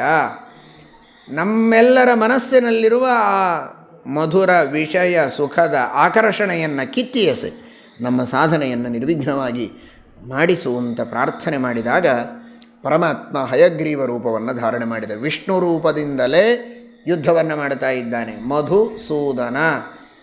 ಈಗ ಹಯಗ್ರೀವ ರೂಪವನ್ನು ಧಾರಣೆ ಮಾಡಿದ. ವೇದಮಯವಾದ ರೂಪ. ನಸ್ತೋ ಮುಖಾದಪಿ ನಿರಂತರ ಮುದ್ಗಿರಂತಂ. ತನ್ನ ಮೂಗಿನಿಂದಲೂ ಮುಖದಿಂದಲೂ ಸಕಲ ವಿದ್ಯೆಗಳ ಉಚ್ಚಾರಣೆಯನ್ನು ಮಾಡತಕ್ಕಂತಹ ಸಕಲ ವೇದಮಯ ಸಕಲ ದೇವಮಯ ಅಂತೆ, ಎಲ್ಲ ದೇವತೆಗಳಿಗಿಂತಲೂ ಉತ್ತಮವಾದ ಸಕಲ ವೇದಗಳ ಉಚ್ಚಾರಣೆ ಮಾಡುವ ಕೃತ್ವ ವೇದಮಯಂ ರೂಪಂ ಸರ್ವದೇವಮಯಂ ವಪುಃ. ಆ ರೀತಿ ಪರಮಾತ್ಮ ತನ್ನ ತಲೆಯಲ್ಲಿ ರುದ್ರದೇವರಿಗೆ ಆಶ್ರಯವನ್ನು ಕೊಟ್ಟಿದ್ದಾನೆ, ಹೃದಯದಲ್ಲಿ ಬ್ರಹ್ಮದೇವರಿಗೆ, ಕಣ್ಣುಗಳಲ್ಲಿ ಸೂರ್ಯಚಂದ್ರರಿಗೆ, ತನ್ನ ಮೊಳಕಾಲಿನಲ್ಲಿ ವಸುಗಳಿಗೆ, ಎಲ್ಲ ಸಂಧಿಗಳಲ್ಲಿ ಸಾಧ್ಯರಿಗೆ, ನಾಲಿಗೆಯಲ್ಲಿ ಅಗ್ನಿಗೆ ಅವಕಾಶ ಕೊಟ್ಟಿದ್ದಾನೆ. ಈ ರೀತಿ ಸರಸ್ವತೀ ದೇವಿ, ಮರುದ್ದೇವತೆಗಳು, ವರುಣ ಇವರೆಲ್ಲರನ್ನೂ ತನ್ನ ಶರೀರದಲ್ಲಿ ಪರಮಾತ್ಮ ಇಟ್ಟುಕೊಂಡಿದ್ದಾನೆ. ಸರ್ವಾಧಾರ, ಸರ್ವಾಶ್ರಯ, ಸರ್ವದೇವತೆಗಳಿಗೆ ಆಶ್ರಯವಾದಂತಹ ರೂಪ ಹಯಗ್ರೀವ ರೂಪ. ಸಕಲ ಜಗತ್ಕಾರಣವಾದ ರೂಪ ಇಡೀ ಆ ಹಯಗ್ರೀವ ರೂಪ. ಸಕಲ ಶಾಸ್ತ್ರಗಳಿಗೆ ಪ್ರವರ್ತಕವಾದದ್ದು ಹಯಗ್ರೀವ ರೂಪ. ಅಸ್ಯ ನಿಶ್ವಸಿತಮೇತದೃಗ್ವೇದೋ ಯಜುರ್ವೇದ ಇತ್ಯಾದಿಯಾಗಿ ಹೇಳ್ತಾರೆ. ಅಂತಹ ಶ್ರೇಷ್ಠವಾದ ಜ್ಞಾನಪ್ರದವಾದ ಹಯಗ್ರೀವ ರೂಪವನ್ನು ಸ್ವೀಕಾರ ಮಾಡಿ ಆ ಮಧುನಾಮಕ ದೈತ್ಯನನ್ನು ಹಿಂದೆ ನೀವು ಕೇಳಿದಂತೆ ಅವರು ಕೇಳಿದ್ದಿರಲ್ಲ ವರ, ಯಾರಿಗೂ ಕೊಲ್ಲದ ದೇಶದಲ್ಲಿ ನಮ್ಮನ್ನು ಕೊಲ್ಲಬೇಕು ಅಂತ ತೊಡೆಯ ಮೇಲೆ ಹಾಕಿಕೊಂಡು ಅವರನ್ನು ತಿಕ್ಕಿ ಅವರ ಮೇಧಸ್ಸಿನಿಂದ ಮೇದಿನಿಯನ್ನು ನಿರ್ಮಾಣ ಮಾಡಿದ್ದಾನೆ ಅಂತ. ಅದು ಹೇಗೆ ಕಾಣಿಸ್ತಾ ಇತ್ತು ಅಂದರೆ, ಬಿಳಿ ಬಣ್ಣದ ಮೇಧಸ್ಸಿನ ಹರಹು ಪೃಥ್ವಿ ಅವಳು ಶುಭ್ರವಾದ ವಸ್ತ್ರವನ್ನು ಧಾರಣೆ ಮಾಡಿದಂತೆ ಕಾಣಿಸ್ತಾ ಇದೆ ಅಂತೆ. ಆ ರೀತಿ ಅದ್ಭುತವಾದ ಆ ಭಗವಂತನ ಪರಾಕ್ರಮದ ವರ್ಣನೆಯನ್ನು ಮಾಡುತ್ತಾರೆ. ಈ ರೀತಿ ಆ ಮಧುವಿನ ಸಂಹಾರ ಮಾಡಿದಂತಹ ಮಧುಸೂದನ ಪರಮಾತ್ಮ ಈ ಕಡೆಗೆ ಸುಪಾರ್ಶ್ವ ಎಂಬಂತಹ ಪರ್ವತ, ಪುಷ್ಕರದ ಸಮೀಪದಲ್ಲಿ ಇರುವಂತಹ ಆ ಸುಪಾರ್ಶ್ವ ಎಂಬಂತಹ ಪರ್ವತಾಭಿಮಾನಿ ದೇವತೆ ಅಂತ ಅರ್ಥ. ಪರ್ವತ ಜಡ, ಆ ಪರ್ವತಾಭಿಮಾನಿ ದೇವತೆಗೆ ಎಲ್ಲಿಲ್ಲದ ಸಂತೋಷ.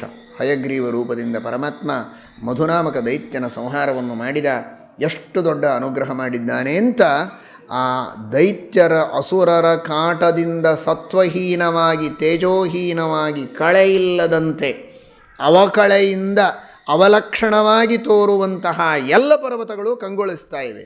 ಎಲ್ಲ ಕಡೆಗೂ ಉಲ್ಲಾಸ, ಎಲ್ಲ ಕಡೆಗೂ ಬೇಕಾದಷ್ಟು ವೃಕ್ಷಗಳೆಲ್ಲ ಚಿಗುರಿ ನಿಂತಿವೆ. ಅದ್ಭುತವಾದಂತಹ ಗೈರಿಕಾದಿ ಧಾತುಗಳೆಲ್ಲ ಎಲ್ಲ ಕಡೆಗೆ ಪ್ರಕಾಶಮಾನವಾಗಿವೆ. ಅಂತಹ ಸುಪಾರ್ಶ್ವ, ಹಿಮಾಲಯ, ಮೇರು ಪರ್ವತ ಮೊದಲಾದಂತಹ ಎಲ್ಲ ಪರ್ವತಗಳೂ ಕೂಡ ನಾನಾ ವಿಧವಾದ ಗಂಧರ್ವರು, ಯಕ್ಷರು, ಕಿನ್ನರರು, ಅಪ್ಸರಾಸ್ತ್ರೀಯರಿಂದ ಶೋಭಿಸ್ತಾ ಇವೆ. ಈ ರೀತಿ ಆ ಪರಮಾತ್ಮ ಮಾಡಿದಂತಹ ಒಂದು ಅನುಗ್ರಹದ ಕಾರ್ಯ ಜಗತ್ತಿನಲ್ಲಿ ತೋರ್ತಾ ಇದೆ. ಅದರರ್ಥ ಆ ಎಲ್ಲ ಪರ್ವತಗಳ ಮೇಲೆ ತಪಸ್ಸು ಮಾಡುವಂತಹ ಏನೆಲ್ಲ ಋಷಿಗಳು, ಮುನಿಗಳು, ಜ್ಞಾನಿಗಳು ಇದ್ರೋ ಅವರೆಲ್ಲ ನಿಶ್ಚಿಂತರಾದರು. ಅಸುರರ ಬಾಧೆ ದೂರ ಆಯಿತು. ಯಥೇಚ್ಛವಾಗಿ ಸಾಧನೆಯನ್ನು ನಿರಾತಂಕವಾಗಿ ಮಾಡುವುದಕ್ಕೆ, ಪರಮಾತ್ಮನ ಭಜನೆಯನ್ನು ಮಾಡುವುದಕ್ಕೆ ಅವರಿಗೆಲ್ಲ ಸಾಧ್ಯವಾಯಿತು ಅನ್ನುವುದರ ರೀತಿಯಲ್ಲಿ ಆ ಜಗತ್ತಿನಲ್ಲಿ ಆದಂತಹ ಮಂಗಲಮಯವಾದ ವಾತಾವರಣದ ವರ್ಣನೆಯನ್ನು ಹರಿವಂಶ ಮಾಡ್ತಾ ಇದೆ. ಅಲ್ಲಿ ಬ್ರಹ್ಮದೇವರ ಆಜ್ಞೆಯಂತೆ ವಿಷ್ಣೋರ್ಮಧೋರ್ನಿಹಂತಾಚ ಚಕಾರ ಮಧುವಾಹಿನಿ ಎನ್ನುವ ಒಂದು ನದಿಯನ್ನೇ ಪರಮಾತ್ಮ ಸೃಷ್ಟಿ ಮಾಡಿದ್ದಾನೆ. ಆ ನದಿಯ ಉಸುಕು ಹೇಗೆ ಅಂದರೆ ಕೆಂಡದಂತೆ ಫಳ ಫಳ ಫಳ ಹೊಳೆಯುವಂತಹ ಉಸುಕಿನ ಕಣಗಳು. ಅಂತಹ ಶ್ರೇಷ್ಠವಾದ ಮಧುವಾಹಿನಿ ಎಂಬ ನದಿಯನ್ನು ಪರಮಾತ್ಮ ಸೃಷ್ಟಿ ಮಾಡಿದ್ದಾನೆ. ಅದು ಬ್ರಹ್ಮದೇವರ ಆಜ್ಞೆಯಂತೆ ಈ ಪುಷ್ಕರ ಕ್ಷೇತ್ರದಲ್ಲಿರುವ ಪುಷ್ಕರ ಅನ್ನುವ ದೊಡ್ಡ ತೀರ್ಥವಿದೆಯಲ್ಲ, ಆ ತೀರ್ಥದಲ್ಲಿ ಬಂದು ಸೇರ್ತಾ ಇದೆ ಆ ನದಿ ಬ್ರಹ್ಮದೇವರ ಆಜ್ಞೆಯಂತೆ. ಈ ಕಡೆಗೆ ಪೃಥ್ವಿ ಪರಮಾತ್ಮ ಮಾಡಿದ ಅನುಗ್ರಹವನ್ನು ಸ್ಮರಣೆ ಮಾಡ್ತಾ ತಾನು ಸ್ವಯಂ ಕಪಿಲವರ್ಣದ ಗೋರೂಪವನ್ನು ಧಾರಣೆ ಮಾಡಿದವಳಾಗಿ ಆ ಪೃಥ್ವಿ ಅಮೃತಮಯವಾದಂತಹ ಹಾಲನ್ನು ಜಗತ್ತಿಗೆ ಕೊಡ್ತಾ ಇದ್ದಾಳೆ ಬ್ರಹ್ಮದೇವರ ಆಜ್ಞೆಯಂತೆ. ಈ ರೀತಿ ಆ ಪರಮಾತ್ಮನ ಅನುಗ್ರಹದಿಂದ ನಡೀತಾ ಇದೆ.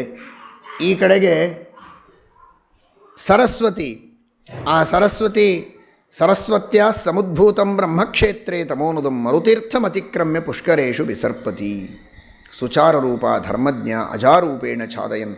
ಆ ಸರಸ್ವತಿ ತನ್ನ ವಿಶಿಷ್ಟವಾದಂತಹ ರೂಪದಿಂದ ಅಲ್ಲಿ ಸನ್ನಿಧಾನವನ್ನು ಇಟ್ಟಿದ್ದಾಳೆ. ಇವತ್ತಿಗೂ ಸರಸ್ವತಿಯ ಮಂದಿರವೂ ಕೂಡ ಒಂದು ಕಡೆಗೆ ಪುಷ್ಕರದಲ್ಲಿ ಬ್ರಹ್ಮಮಂದಿರ ಆದರೆ ಪರ್ವತದ ತುತ್ತ ತುದಿಯಲ್ಲಿ ಸರಸ್ವತಿ ಮಂದಿರವನ್ನು ನಾವು ಕಾಣ್ತೇವೆ. ಸರಸ್ವತಿಯ ವಿಶೇಷ ಸನ್ನಿಧಾನ ಅಲ್ಲಿದೆ. ಪರಮಾತ್ಮನ ದರ್ಶನವನ್ನು ಮಾಡಿಕೊಳ್ಳಬೇಕು ಅಂತಾದರೆ ಯಾರು ವಿಶೇಷವಾಗಿ ಭಗವಂತನ ಉಪಾಸನೆಯನ್ನು ಮಾಡಿ, ದುರ್ಗೆಯ ಉಪಾಸನೆಯನ್ನು ಮಾಡಿ ಮಾಯಾತರಣವನ್ನು ಮಾಡುತ್ತಾರೋ ಅವರು ಮಾತ್ರ ಭಗವಂತನ ದರ್ಶನವನ್ನು ಮಾಡಿಕೊಳ್ಳುವುದಕ್ಕೆ ಸಾಧ್ಯ, ಉಳಿದವರಿಗೆ ಸಾಧ್ಯ ಇಲ್ಲ. ಈ ರೀತಿ ಆ ಪರಮಾತ್ಮ ತನ್ನ ಮಹಿಮೆಯನ್ನು ಎಲ್ಲರಿಗೂ ಕೂಡ ತೋರಿಸಿಕೊಟ್ಟಿದ್ದಾನೆ. ಇಲ್ಲಿ ಗೌರಿ ರುದ್ರದೇವರ ಪತ್ನಿ ಲಕ್ಷ್ಮೀದೇವಿ, ಆನಂತರ ಸರಸ್ವತಿ, ಆನಂತರ ಪಾರ್ವತಿ, ಇವರ ಅನುಗ್ರಹ ಇದ್ದರೆ ಮಾತ್ರ ಶುದ್ಧವಾದಂತಹ ಜ್ಞಾನವನ್ನು ಪಡೆದುಕೊಳ್ಳುವುದಕ್ಕೆ ಸಾಧ್ಯ. ಅವರೆಲ್ಲ ವಿದ್ಯಾದೇವತೆಗಳು.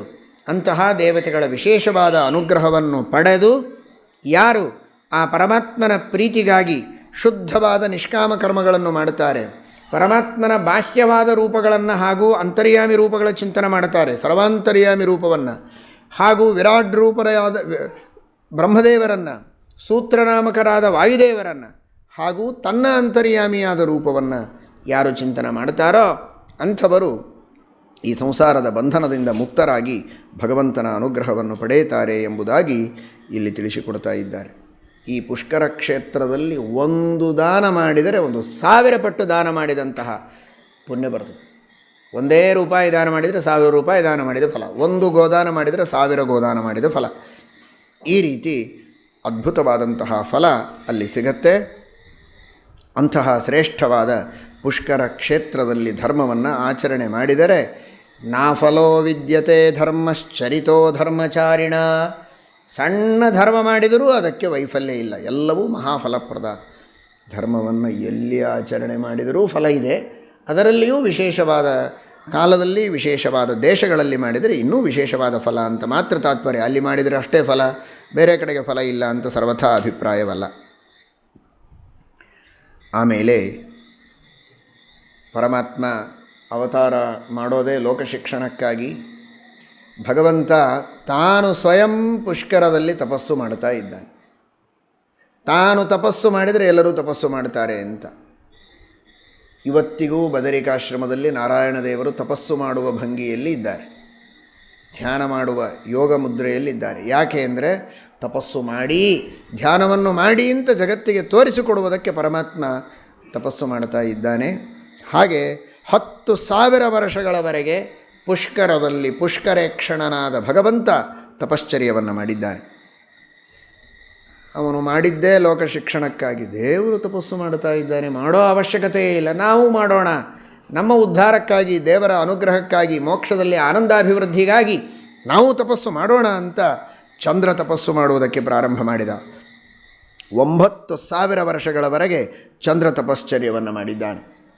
ತಪಶ್ಚರ್ಯವನ್ನು ಮಾಡಿ ವಿಶಿಷ್ಟವಾದ ಸಿದ್ಧಿಯನ್ನು ಪಡೆದಿದ್ದಾನೆ.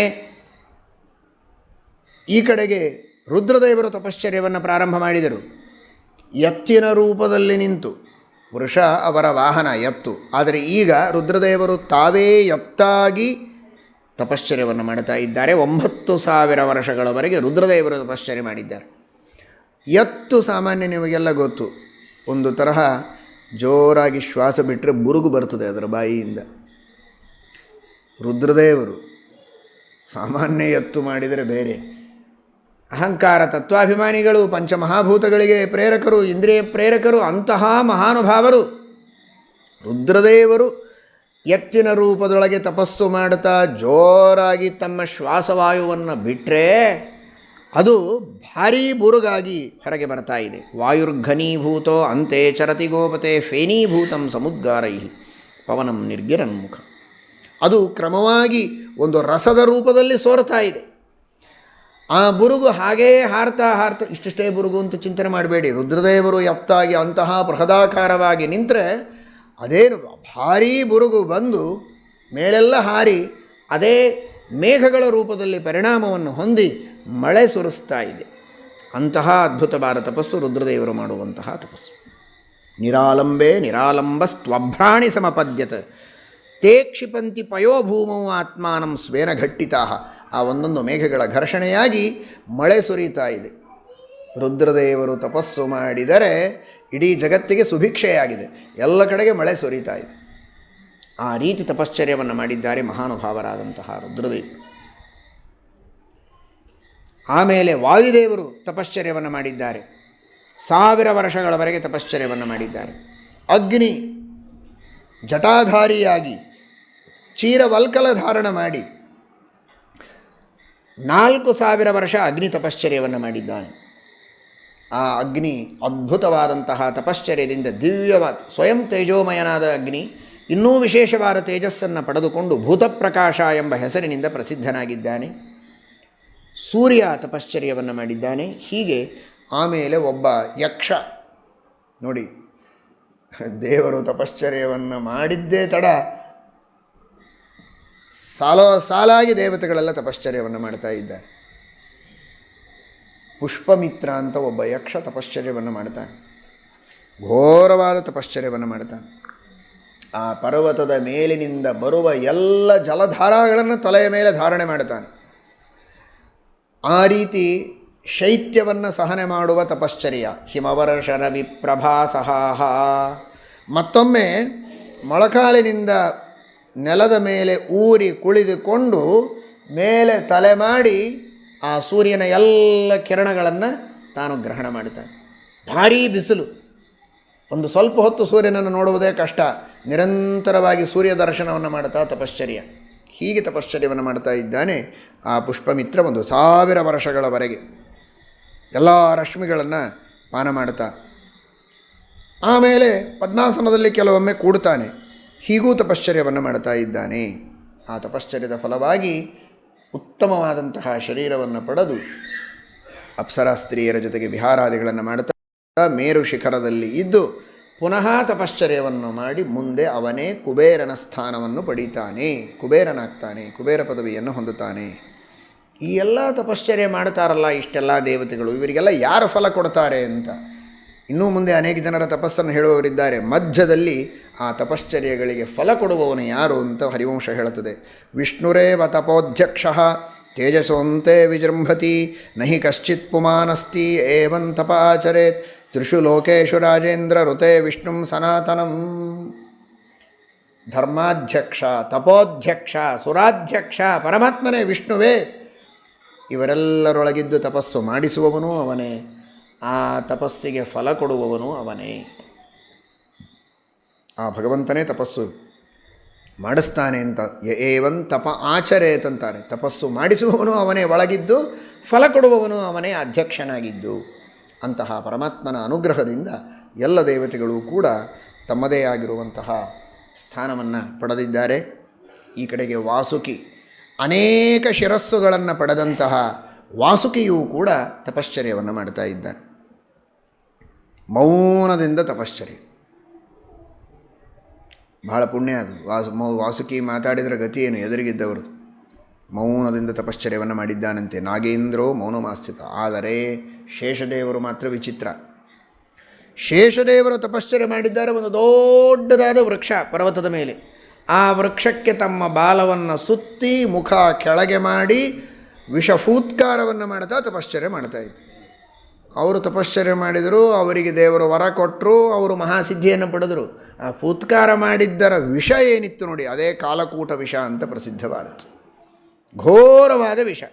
ಅದರ ಅವಶೇಷಗಳು ಅಲ್ಲಲ್ಲಿ ಹರಡಿ ಅದೇ ಇಡೀ ಜಗತ್ತಿನ ತುಂಬೆಲ್ಲ ವಿಷಮಯವಾದಂತಹ ಜಂತುಗಳು ಅಂತೇನಾದವೋ ಈ ವಿಷ ಸಮುದ್ರ ಮಥನ ಕಾಲದಲ್ಲಿ ಬಂದಂತಹ ವಿಷದ ಅವಶೇಷ, ಅದು ಕೂಡ ಆ ವಿಷವನ್ನು ವಾಯುದೇವರು ತಾವು ಪಾನ ಮಾಡುತ್ತಾರೆ, ರುದ್ರದೇವರಿಗೆ ಕೊಡ್ತಾರೆ. ಅದನ್ನು ಮಥನ ಮಾಡಿ ಆ ರುದ್ರದೇವರಿಗೆ ಕೊಡುವಾಗ ಒಂದೆರಡು ಹನಿ ಕೆಳಗೆ ಬೀಳುತ್ತದಲ್ಲ, ಅದನ್ನೇ ಸ್ವೀಕಾರ ಮಾಡಿದಂತಹ ಹಾವು, ಚೇಳು ಮೊದಲಾದಂತಹ ವಿಷಮಯವಾದ ಪ್ರಾಣಿಗಳು ಜಗತ್ತಿನ ತುಂಬೆಲ್ಲ ಹರಡಿವೆ ಅಂತ. ಹಾಗೂ ಇದೆ ಇಲ್ಲಿ ಹೇಳುವಂತೆ ಕಾಲಕೂಟಂ ವಿಷಂ ತದ್ಯ ಸುಮಹತ್ ಸಮಪದ್ಯತ ಏನ ಲೋಕೋಹ್ಯಭಿಗ್ರಸ್ತೋ ನ ಸುಖಂ ವಿಂದತೆ ನೃಪ. ಆ ಶೇಷದೇವರ ತಪಸ್ಸಿನಿಂದ ಬಂದಂತಹ ಏನು ಕಾಲಕೂಟ ವಿಷ ಇತ್ತು ಅದನ್ನು ಸಹನ ಮಾಡಲಿಕ್ಕಾಗದೇ ಇದ್ದಾಗ ಬ್ರಹ್ಮದೇವರು ಬಂದರಲ್ಲಿ. ಏನಪ್ಪ ಶೇಷ, ಏನು ಮಾಡಿದಿ? ನೀನೆಲ್ಲ ಪುಣ್ಯವಂತನಾದಿ, ವಿಷ ಈ ರೀತಿ ಹರಡಿಬಿಟ್ಟಿಯಲ್ಲ, ನೀವಿದ್ದೀರಲ್ಲ ಪರಿಹಾರ ಮಾಡಲಿಕ್ಕೆ ಎಂದ ಶೇಷದೇವರು. ಆಗ ಬ್ರಹ್ಮದೇವರು ತಾವು ಜೀವೋತ್ತಮರು, ಆದರೂ ಕೂಡ ಲೋಕೋದ್ಧಾರಕ್ಕಾಗಿ ಗರುಡ ಮಂತ್ರವನ್ನು ಉಪದೇಶ ಮಾಡುತ್ತಾರೆ ಸಜ್ಜನರಿಗೆ. ನೀವು ಗರುಡ ಮಂತ್ರದ ಜಪ ಮಾಡಿದರೆ ಈ ವಿಷಬಾಧೆ ಪರಿಹಾರವಾಗ್ತದೆ ಅಂತ. ಗರುತ್ಮಾನ್ ವಿತತೈಃ ಪಕ್ಷೈರ್ನಖಾಗ್ರೈಃ ಸಲಿಲಂ ಮಹೀಂ ಸಮಾಸಹಸ್ರಂ ಸಂಪೂರ್ಣಂ ಚೂಲಾಗ್ರೇಣ ಅವಲಂಬಿನ ಇತ್ಯಾದಿಯಾಗಿ ಧ್ಯಾನ ಶ್ಲೋಕಾದಿಗಳನ್ನು ಹೇಳಿ ಆ ಮಂತ್ರದ ಉಪದೇಶವನ್ನು ಮಾಡುತ್ತಾರೆ. ಗರುಡ ಮಂತ್ರವನ್ನು ಜಪ ಮಾಡಿದರೆ ವಿಷ ಪರಿಹಾರವಾಗ್ತದೆ. ಸತ್ಯವಾದ ವಿಷ ಸುಳ್ಳಲ್ಲ. ಆದರೆ ಗರುಡನ ಧ್ಯಾನವನ್ನು ಮಾಡಿದರೆ ಸತ್ಯವಾದಂತಹ ವಿಷದ ಪರಿಹಾರವಾಗ್ತದೆ. ಅದೇ ರೀತಿ ಆ ಪರಬ್ರಹ್ಮನ ಜ್ಞಾನವನ್ನು ನಾವು ಮಾಡಿಕೊಂಡ್ರೆ ಸತ್ಯವಾದ ಸಂಸಾರದ ನಿವೃತ್ತಿ ಆಗ್ತದೆ ಎಂಬುದಾಗಿ ಶ್ರೀಮನ್ಯಾಯಸುಧಾ ಗ್ರಂಥದಲ್ಲಿ ಟೀಕಾಕೃತ್ಪಾದರು ತಿಳಿಸ್ತಾರೆ. ಗರುಡನ ಧ್ಯಾನದಿಂದ ಹೇಗೆ ವಿಷದ ಬಾಧೆಯನ್ನು ನಾವು ಪರಿಹಾರ ಮಾಡಿಕೊಳ್ಳಬಹುದೋ ಹಾಗೆ ಪರಬ್ರಹ್ಮನ ಜ್ಞಾನದಿಂದ, ಆ ಪರಬ್ರಹ್ಮನ ಉಪಾಸನೆಯಿಂದ ಸತ್ಯವಾದ ಈ ಸಂಸಾರದ ಬಂಧನವನ್ನು ನಾವು ಕಳೆದುಕೊಂಡು ಮುಕ್ತರಾಗಬಹುದು ಎಂಬುದಾಗಿ ತಿಳಿಸಿಕೊಡ್ತಾರೆ. ಇತ್ಯುಕ್ತೇರ್ಬಂಧ ಮಿಥ್ಯಾತ್ವಂ ನೈವ ಮುಕ್ತಿರಪೇಕ್ಷತೆ. ಆ ರೀತಿ ಆ ಗರುಡದೇವರ ಮಂತ್ರವನ್ನು ಬ್ರಹ್ಮದೇವರು ಉಪದೇಶ ಮಾಡಿದ್ದಾರೆ. ಮುಂದೆ ಹಿಮಾಲಯ ಪರ್ವತ ತಪಶ್ಚರ್ಯ ಮಾಡ್ತಾ ಇದೆ. ಹಿಮಾಲಯ ಪರ್ವತದ ಅಭಿಮಾನಿ ದೇವತೆ ತಪಶ್ಚರ್ಯವನ್ನು ಮಾಡ್ತಾನೆ. ಒಂದೇ ಪಾದದಿಂದ ನಿಂತು ತಪಶ್ಚರ್ಯವನ್ನು ಮಾಡ್ತಾನೆ. 1100 ವರ್ಷ ತಪಶ್ಚರ್ಯವನ್ನು ಮಾಡ್ತಾನೆ. ಈ ರೀತಿ ಆಮೇಲೆ ಪರಮಾತ್ಮ ಅವರೆಲ್ಲರಿಗೆ ಫಲವನ್ನು ಕೊಟ್ಟಿದ್ದಾನೆ. ಯೋಸೌ ವಿಷ್ಣು ರಗಾಧಾತ್ಮ ಪರಮಾತ್ಮ ನಿರಾಕೃತಿ. ಹೆಜ್ಜೆ ಹೆಜ್ಜೆಗೆ ಭಗವಂತನ ಮಹಿಮೆಯನ್ನು ಹೇಳುತ್ತದೆ. ಆದಾವಂತೆ ಚ ಮಧ್ಯೆ ಚ ವಿಷ್ಣು ಸರ್ವತ್ರ ಗೀಯತೆ. ಸತ್ಯಸಂಧಸ್ಸ ಧರ್ಮಾತ್ಮ ಕಾಮಕಾರ ಕರೋ ಭವೇತ್. ಅಚಿಂತ್ಯ ಶಕ್ತಿ ಸಂಪನ್ನನಾದ ಪರಮಾತ್ಮ ತನ್ನ ಇಚ್ಛೆಗೆ ಬಂದಂತೆ ಎಲ್ಲ ಕಾರ್ಯಗಳನ್ನು ಮಾಡುತ್ತಾನೆ, ಎಲ್ಲರಿಗೂ ಫಲವನ್ನು ಕೊಡ್ತಾನೆ. ಅಂತಹ ಪರಮಾತ್ಮನ ಅನುಗ್ರಹದಿಂದ ಇವರೆಲ್ಲ ತಪಸ್ಸಿನ ಫಲವನ್ನು ಪಡೆದಿದ್ದಾರೆ. ಶ್ರೀಮದಾಚಾರ್ಯರು ಒಂದು ಮಾತನ್ನು ದ್ವಾದಶ ಸ್ತೋತ್ರದಲ್ಲಿ ಹೇಳ್ತಾರೆ, ಕೇವಲೋದ್ಯೋಗಿನೋ ನಿಶಂ ಅಂತ. ಆ ಪರಮಾತ್ಮನ ಭುಜಗಳು ಹೇಗಿವೆ ಅಂದರೆ ಅವುಗಳು ಸುಮ್ಮನೆ ಕೂತಿರೋದೇ ಇಲ್ಲಂತೆ, ನಿರಂತರ ಉದ್ಯೋಗಶೀಲ, ಭಕ್ತರ ಉದ್ಧಾರ ಮಾಡುವುದಕ್ಕೆ ಯಾವಾಗಲೂ ತೊಡಗಿರ್ತವೆ ಪರಮಾತ್ಮನ ಭುಜಗಳು ಅಂತ. ಆ ರೀತಿಯಾಗಿ ಇಲ್ಲಿ ವರ್ಣನೆ ಬರ್ತದೆ. ತಸ್ಯ ಸೋದ್ಯತಃ ಪಾಣಿ ಪೃಥಿವ್ಯಾಂ ಪೃಥಿವೀ ಸಮ. ನಿರಂತರವಾಗಿ ಪರಮಾತ್ಮ ತನ್ನ ಎರಡೂ ಬಾಹುಗಳಿಂದ, ಹಸ್ತಗಳಿಂದ ಜಗತ್ತಿನ ರಕ್ಷಣೆಯನ್ನು ಮಾಡುತ್ತಾನೆ, ಪೃಥ್ವಿಯ ರಕ್ಷಣೆಯನ್ನು ಮಾಡುತ್ತಾನೆ ಅಂತ. ಪೃಥ್ವಿ ಸ್ವಯಂ ತಪಶ್ಚರ್ಯವನ್ನು ಮಾಡಿದ್ದಾಳೆ, ಸರಸ್ವತಿ ತಪಶ್ಚರ್ಯವನ್ನು ಮಾಡಿದ್ದಾಳೆ. ಸರಸ್ವತಿ ತಾನು ವಾಣಿಯನ್ನು ಉಚ್ಚಾರಣೆ ಮಾಡಿದರೆ ಎಲ್ಲರೂ ಉಚ್ಚಾರಣೆ ಮಾಡಬಹುದು. ಅವಳು ಮೌನ ಮಾಡಿದರೆ ನಮಗೆಲ್ಲ ಮೌನ. ಆ ಮಾತನ್ನು ಹೇಳುತ್ತದೆ ಹರಿವಂಶ. ಸರಸ್ವತಿ ಒಳಗಿದ್ದು ಪ್ರೇರಕಳಾಗಿ ನಮ್ಮಿಂದ ವೇದಾದಿ ಸಚ್ಚಾಸ್ತ್ರಗಳನ್ನು ತಾನು ನುಡಿಸಿದರೆ ನಾವು ನುಡಿಯಬಹುದು. ಅವಳು ಸಂಕಲ್ಪವನ್ನು ಮಾಡಲಿಲ್ಲ, ಮೌನವನ್ನು ವಹಿಸಿದಳು ಅಂದರೆ ಪ್ರಪಂಚದೊಳಗೆ ಎಲ್ಲರೂ ಮೌನ. ರುದ್ರಾದಿ ಸಕಲ ದೇವತೆಗಳು ಮೌನವನ್ನೇ ವಹಿಸಬೇಕು. ಅಂತಹ ಮಹಾನುಭಾವಳು ಸರಸ್ವತಿ. ಅವಳು ತಪಶ್ಚರ್ಯ ಮಾಡಿ ಪರಮಾತ್ಮನಿಂದ ವಿಶಿಷ್ಟವಾದಂತಹ ಅನುಗ್ರಹವನ್ನು ಪಡೆದಿದ್ದಾಳೆ ಅಂತ ತಿಳಿಸಿಕೊಡ್ತಾರೆ. ಒಟ್ಟು ಎಲ್ಲ ವಸು, ರುದ್ರ, ಆದಿತ್ಯರು, ಗಂಧರ್ವರು, ಕಿನ್ನರರು, ನಾಗರು ಎಲ್ಲರೂ ತಪಶ್ಚರ್ಯವನ್ನು ಮಾಡಿದ್ದಾರೆ ಪುಷ್ಕರದಲ್ಲಿ. ಒಟ್ಟು ದೇವರು ತಪಶ್ಚರ್ಯ ಮಾಡುತ್ತಾನೆ ಅಂದರೆ ನಾವೇ ಯಾಕೆ ಮಾಡಬಾರ್ದು ಅಂತ. ನಾವೆಲ್ಲ ಮಾಡಬೇಕು ಅಂತ ದೇವರು ಮಾಡಿದ್ದು. ದೇವರು ಸಾಕಷ್ಟು ಲೀಲೆಗಳನ್ನು ತೋರಿಸಿದ್ದಾನೆ. ಯಾಕೆ ಅಂದರೆ ನೀವು ಹೀಗೆ ಮಾಡಿ ಅಂತ, ತಂದೆ ತಾಯಿಗಳ ಸೇವೆಯನ್ನು ಮಾಡಿ ಅಂತ ತೋರಿಸಲಿಕ್ಕೆ ತಾನು ತಂದೆ ತಾಯಿಗಳ ಸೇವೆ ಮಾಡಿದ್ದಾನೆ. ನಾವೆಲ್ಲ ಕಥೆ ಕೇಳಿ ಭಾಳ ಚೆನ್ನಾಗಿ ಮಾಡಿದ ಆ ದೇವರು ಅಂತ ವರ್ಣನೆ ಮಾಡಿ ಮುಗಿಸಿಬಿಡ್ತೇವೆ. ಆದರೆ ದೇವತೆಗಳು ಹಾಗೆ ಮಾಡಲಿಲ್ಲ. ದೇವರು ಯಾವುದನ್ನು ತನಗೆ ಕಲಿಸೋದಕ್ಕೆ ಮಾಡಿದ್ದಾನೆ ಅದನ್ನು ಮಾಡಿದ್ದಾರೆ. ಅವರು ಮಾಡಿ ಪರಮಾತ್ಮನಿಗೆ ಸಮರ್ಪಣೆ ಮಾಡಿದ್ದಾರೆ. ಈ ರೀತಿ ತಪಶ್ಚರ್ಯವೆಲ್ಲ ಆಗಿದೆ. ಅಗ್ನಿ ತಪಶ್ಚರ್ಯ ಮಾಡಿದ, ಭಾರೀ ಘೋರವಾದಂತಹ ತಪಶ್ಚರ್ಯವನ್ನು ಮಾಡಿದಾಗ ಐರಾವತ ನಾಗ ತನ್ನ ಸೊಂಡಿಲಲ್ಲಿ ನೀರನ್ನು ತೆಗೆದುಕೊಂಡು ಆ ಅಗ್ನಿಯ ಮೇಲೆ ಸೇಚನೆ ಮಾಡಿದ. ಅವನಿಗೊಂದು ಸ್ವಲ್ಪ ಶಾಂತಿಯಾಗಲಿ, ತಾಪ ಉಪಶಮನವಾಗಲಿ ಅಂತ. ಆ ರೀತಿ ಪರಮಾತ್ಮ ಐರಾವತದ ಮೂಲಕ ಅನುಗ್ರಹವನ್ನು ಮಾಡಿಸಿದ್ದಾನೆ. ಪುನಃ ದೇವತೆಗಳಲ್ಲಿ, ದೈತ್ಯರಲ್ಲಿ ಘೋರವಾಗಿರುವಂತಹ ಯುದ್ಧ ಆಗಿದೆ. ನಾನಾ ವಿಧವಾದ ಮಾಯಾಯುದ್ಧಗಳನ್ನು ಮಾಡಿದ್ದಾರೆ. ವಿಶೇಷವಾಗಿ ಅಗ್ನಿಯ ತಪಸ್ಸನ್ನು ಭಂಗ ಮಾಡಬೇಕು ಅಂತ ಪ್ರಯತ್ನ ಮಾಡಿದ್ದಾರೆ ದೈತ್ಯರು. ಏನಾದರೂ ಪರಮಾತ್ಮನ ಅನುಗ್ರಹದಿಂದ ಅಗ್ನಿಯ ತಪಸ್ಸಿಗೆ ಭಂಗವಾಗಿಲ್ಲ.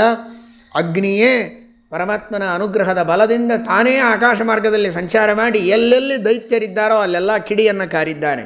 ದೈತ್ಯರೇ ನಶಿಸಿ ಹೋಗಿದ್ದಾರೆ.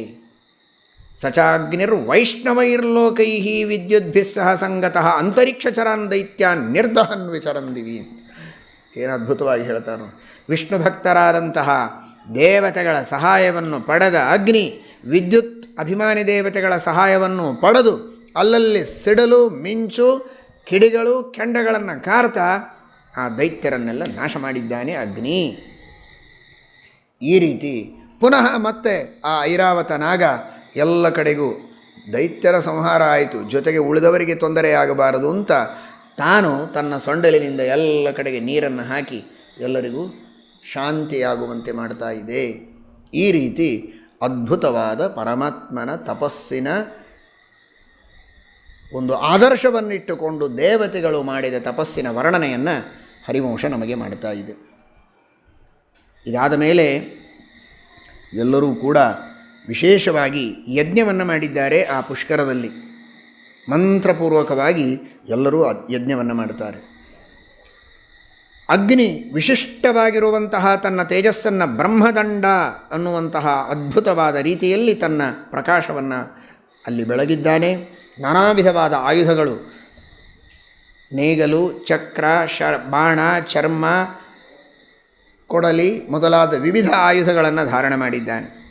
ಪರಮಾತ್ಮ ಚಕ್ರ, ಖಡ್ಗ, ಮುಸಲ, ಲಾಂಗಲ ಮೊದಲಾದ ಆಯುಧಗಳನ್ನು ದೇವರು ಧಾರಣೆ ಮಾಡಿದ್ದಾನೆ. ಇಂದ್ರದೇವರು ವಜ್ರಾಯುಧವನ್ನು ಧಾರಣೆ ಮಾಡಿದ್ದಾರೆ. ಶೂಲವನ್ನು ರುದ್ರದೇವರು, ದಂಡವನ್ನು ಯಮದೇವರು, ಪಾಶವನ್ನು ವರುಣದೇವರು, ತ್ವಷ್ಟ ಪರಶುವನ್ನು, ಪರಶ್ವಧಾಯುಧವನ್ನು ಕುಬೇರ, ವಿಶ್ವಕರ್ಮ ಅವನಂತೂ ಹೇಳಿ ಕೇಳಿ ವಿಶ್ವಕರ್ಮ ನಾನಾ ವಿಧವಾದ ಆಯುಧಗಳನ್ನು ಮಾಡಿಕೊಂಡಿದ್ದಾನೆ. ವಿವಿಧ ಆಯುಧಗಳನ್ನು ಧಾರಣೆ ಮಾಡಿದ್ದಾನೆ ಅಸುರರನ್ನು ಸಂಹಾರ ಮಾಡುವುದಕ್ಕೆ. ತಪಸ್ಸಾಯಿತು, ಹೋಮ ಆಯಿತು, ವಿವಿಧ ಆಯುಧಗಳನ್ನು ಧಾರಣೆ ಮಾಡಿ ಎಲ್ಲರೂ ಅಸುರ ಸಂಹಾರಕ್ಕಾಗಿ ಸಿದ್ಧರಾಗಿದ್ದಾರೆ. ಪರಮಾತ್ಮ ಕೆಲವರಿಗೆ ತಾನೇ ಅನುಗ್ರಹಪೂರ್ವಕವಾಗಿ ರಥವನ್ನು ಕೊಡ್ತಾನೆ. ತೇಜೋಮಯವಾದ ಅಗ್ನಿರಥ ಅಂತ ಹೆಸರದಕ್ಕೆ. ಇಂದ್ರನಿಗೆ, ಸೂರ್ಯನಿಗೆ, ರುದ್ರದೇವರಿಗೆ ಮೂರೂ ಜನರಿಗೂ ಸ್ವಯಂ ಪರಮಾತ್ಮ ದದೌ ಕೃಷ್ಣ, ಮೂಲರೂಪಿಯಾದ ಪರಮಾತ್ಮನಿಗೂ ಕೃಷ್ಣ ಅಂತ ಕರೀತಾರೆ. ಆ ಕೃಷ್ಣ ಪರಮಾತ್ಮ ಎಲ್ಲರಿಗೆ ರಥವನ್ನು ಕೊಟ್ಟಿದ್ದಾನೆ. ತ್ವಷ್ಟ ಭಾರೀ ಸೈನ್ಯವನ್ನು ಸಿದ್ಧಪಡಿಸಿದ್ದಾನೆ. ಅದ್ಭುತವಾದ ವೇದೋಕ್ತವಾದ ರೀತಿ, ವೇದದೊಳಗೆ ಹೇಳದೇ ಇದ್ದದ್ದೇ ಇಲ್ಲ. ಅನುಕ್ತಂ ಪಂಚಭಿರ್ವೇದೈ ನವಸ್ತ್ವಸ್ತಿ ಕುತಶ್ಚನ. ಯಾವ ರೀತಿ ಸೈನ್ಯದ ನಿರ್ಮಾಣ ಮಾಡಬೇಕು ಅನ್ನೋದನ್ನು ವೇದದಲ್ಲಿ ಹೇಳಿದ್ದಾರೆ. ಆ ವೇದೋಕ್ತವಾದ ರೀತಿಯಲ್ಲಿ ತ್ವಷ್ಟ ಸೈನ್ಯದ ನಿರ್ಮಾಣವನ್ನು ಮಾಡಿದ್ದಾನೆ. ವಿಶ್ವಕರ್ಮ ಅದ್ಭುತ ವಿಮಾನಗಳ ನಿರ್ಮಾಣವನ್ನು ಮಾಡಿದ್ದಾನೆ. ಪರಮಾತ್ಮ ನಾನಾ ವಿಧವಾದ ತನ್ನದೇ ಆದ ರೂಪಗಳನ್ನು, ಅವತಾರಗಳನ್ನು ಅಲ್ಲಲ್ಲಲ್ಲಿ ಮಾಡಿ ಭಕ್ತರ ರಕ್ಷಣೆಗಾಗಿ ರಾಮಃಪುರಸ್ತಾತ್ ಪರತೋಪಿ ರಾಮ ಅಂತಿದ್ದ ಹಾಗೆ ವಿಷ್ಣುವೇ ತನ್ನ ಅನಂತ ರೂಪಗಳನ್ನು ಅಲ್ಲಲ್ಲಲ್ಲಿ ಪ್ರಾದುರ್ಭಾವಗೊಳಿಸಿದ್ದಾನೆ. ಏತಸ್ಯವ ಅಕ್ಷರಸ್ಯ ಪ್ರಶಾಸನೆ ಗಾರ್ಗಿ ಸೂರ್ಯಚಂದ್ರಮಸೌ ವಿಧಿತೌ ತಿಷ್ಠತಃ ಅಂತ ಹೇಳುವ ಹಾಗೆ ಕೇವಲ ಆಜ್ಞಾ ಮಾತ್ರದಿಂದ ಸೂರ್ಯಚಂದ್ರಾದಿಗಳನ್ನು ತಮ್ಮ ತಮ್ಮ ಸ್ಥಾನದಲ್ಲಿ ಇರುವಂತೆ ಮಾಡಿದ್ದಾನೆ. ವಾಚಾವೈ ಸಮಕಲ್ಪಯತ್ ಅಂತ ಆಜ್ಞಾ ಮಾತ್ರದಿಂದ ಅವರೆಲ್ಲರನ್ನು ಪರಮಾತ್ಮ ಅವರವರ ಸ್ಥಾನದಲ್ಲಿ ನಿಲ್ಲಿಸಿದ್ದಾನೆ. ಬೆಳಕು ಬೇಕಲ್ಲ ಯುದ್ಧ ಮಾಡುವುದಕ್ಕೆ. ಈ ರೀತಿ ಪರಮಾತ್ಮ ಅದಾದ ಮೇಲೆ ಅಸ್ತ್ರಗಳನ್ನು, ಅನೂಚಾನ ಪರಂಪರೆಯಿಂದ ಪ್ರಾಪ್ತವಾದ ಅಸ್ತ್ರಗಳು ಧನುರ್ವೇದ, ಅದರ ಉಪದೇಶವನ್ನು ಮಾಡಿದ್ದಾನೆ. ಬ್ರಹ್ಮದೇವರು ಮೊಟ್ಟ ಮೊದಲು ಉಪದೇಶ ತೆಗೆದುಕೊಂಡಿದ್ದಾರೆ. ಐಂದ್ರಾಸ್ತ್ರ, ಆಗ್ನೇಯಾಸ್ತ್ರ, ವಾಯುವ್ಯಾಸ್ತ್ರ, ರೌದ್ರಾಸ್ತ್ರ, ಹೀಗೆ ನಾನಾ ವಿಧವಾದ ಅಸ್ತ್ರಗಳ ಉಪದೇಶವನ್ನು ಮಾಡಿದ. ಆಯುಧಗಳನ್ನು ಕೊಟ್ಟ, ರಥ ಕೊಟ್ಟ. ನೋಡಿ, ಅಂದರೆ ಸರ್ವಂ ವಿಷ್ಣುಮಯಂ ಜಗತ್. ಆಯುಧಗಳು ದೇವರು ಕೊಡಬೇಕು, ತಪಸ್ಸು ದೇವರು ಮಾಡಿಸ್ಬೇಕು, ಫಲ ದೇವರು ಕೊಡಬೇಕು, ವರ ದೇವರು ಕೊಡಬೇಕು, ಅಸ್ತ್ರಗಳು ಮಂತ್ರಗಳ ಉಪದೇಶ ದೇವರು ಮಾಡಿದ್ದಾನೆ. ಎಲ್ಲವನ್ನೂ ಭಗವಂತನೇ ಮಾಡ್ತಾನೆ. ತೇನ ವಿನ ತೃಣಮಪಿನ ಚಲತಿ ಎನ್ನುವುದನ್ನು ಸ್ಪಷ್ಟವಾಗಿ ಹರಿವಂಶ ತೋರಿಸಿಕೊಡ್ತಾ ಇದೆ. ಈ ರೀತಿ ಆ ಎಲ್ಲ ದೇವತೆಗಳಿಗೆ ಬೇಕಾದಂತಹ ಬಲವನ್ನು ಯಥೇಚ್ಛವಾಗಿ ಕೊಟ್ಟು ಅದರಿಂದ ಅಸುರರ ಸಂಹಾರವನ್ನು ಪರಮಾತ್ಮ ಮಾಡಿಸಿದ್ದಾನೆ. ಚತುರಂಗಂ ಬಲಂ ಸರ್ವಂ ಸಂಹೃತ್ಯ ತಮಸಃ ಪ್ರಭು ವಿಷ್ಣುರೇವ ಮಹಾಯೋಗಾಂಶ್ಚಚಾರ ವಸುಧಾತಲೆ. ಈ ರೀತಿ ತಪಶ್ಚರ್ಯವನ್ನು ಮಾಡಿಸಿ ಆಯುಧಾದಿಗಳನ್ನು ಕೊಟ್ಟು ಅಸುರರ ಸಂಹಾರವನ್ನು ಮಾಡಿಸಿದ್ದಾನೆ. ದೇವತೆಗಳಿಗೆ ವಿಜಯವನ್ನು ತಂದುಕೊಟ್ಟಿದ್ದಾನೆ ಪರಮಾತ್ಮ ಎಂಬ ಆ ಭಗವಂತನ ಮಹಾಮಹಿಮೆಯನ್ನು ಹರಿವಂಶ ತಿಳಿಸಿಕೊಡ್ತಾ ಇದೆ. ನಮಃ ಶ್ರೀಕೃಷ್ಣ. ಹರೇ ರಾಮ ರಾಮ ರಾಮ ಹರೇ ಹರೇ, ಹರೇ ಕೃಷ್ಣ ಕೃಷ್ಣ ಕೃಷ್ಣ ಹರೇ ಹರೇ, ಹರೇ ರಾಮ ರಾಮ ರಾಮ ಹರೇ ಹರೇ, ಹರೇ ಕೃಷ್ಣ ಕೃಷ್ಣ ಕೃಷ್ಣ ಹರೇ ರಾಮ ರಾಮ ರಾಮ ಹರೇ ಹರೇ, ಹರೇ ಕೃಷ್ಣ ಹರೇ ರಾಮ ರಾಮ ರಾಮ ಹರೇ ಹರೇ, ಹರೇ ಕೃಷ್ಣ ಕೃಷ್ಣ ಕೃಷ್ಣ ಹರೇ ಹರೇ. ನರಸಿಂಹ ನರಸಿಂಹ ನರಸಿಂಹ ನರಸಿಂಹ ನರಸಿಂಹ ನರಸಿಂಹ ನರಸಿಂಹ ನರಸಿಂಹ ನರಸಿಂಹ ನರಸಿಂಹ ನರಸಿಂಹ ನರಸಿಂಹ ನರಸಿಂಹ ನರಸಿಂಹ ನರಸಿಂಹ ವಿಠ್ಠಲ ವಿಠ್ಠಲ ವಿಠ್ಠಲ ವಿಠ್ಠಲ ವಿಠ್ಠಲ ವಿಠ್ಠಲ ವಿಠ್ಠಲ ವಿಠ್ಠಲ ವಿಠ್ಠಲ ವಿಠ್ಠಲ ವಿಠ್ಠಲ ವಿಠ್ಠಲ ವಿಠ್ಠಲ ವಿಠ್ಠಲ ವಿಠ್ಠಲ ವಿಠ್ಠಲ ವಿಠ್ಠಲ.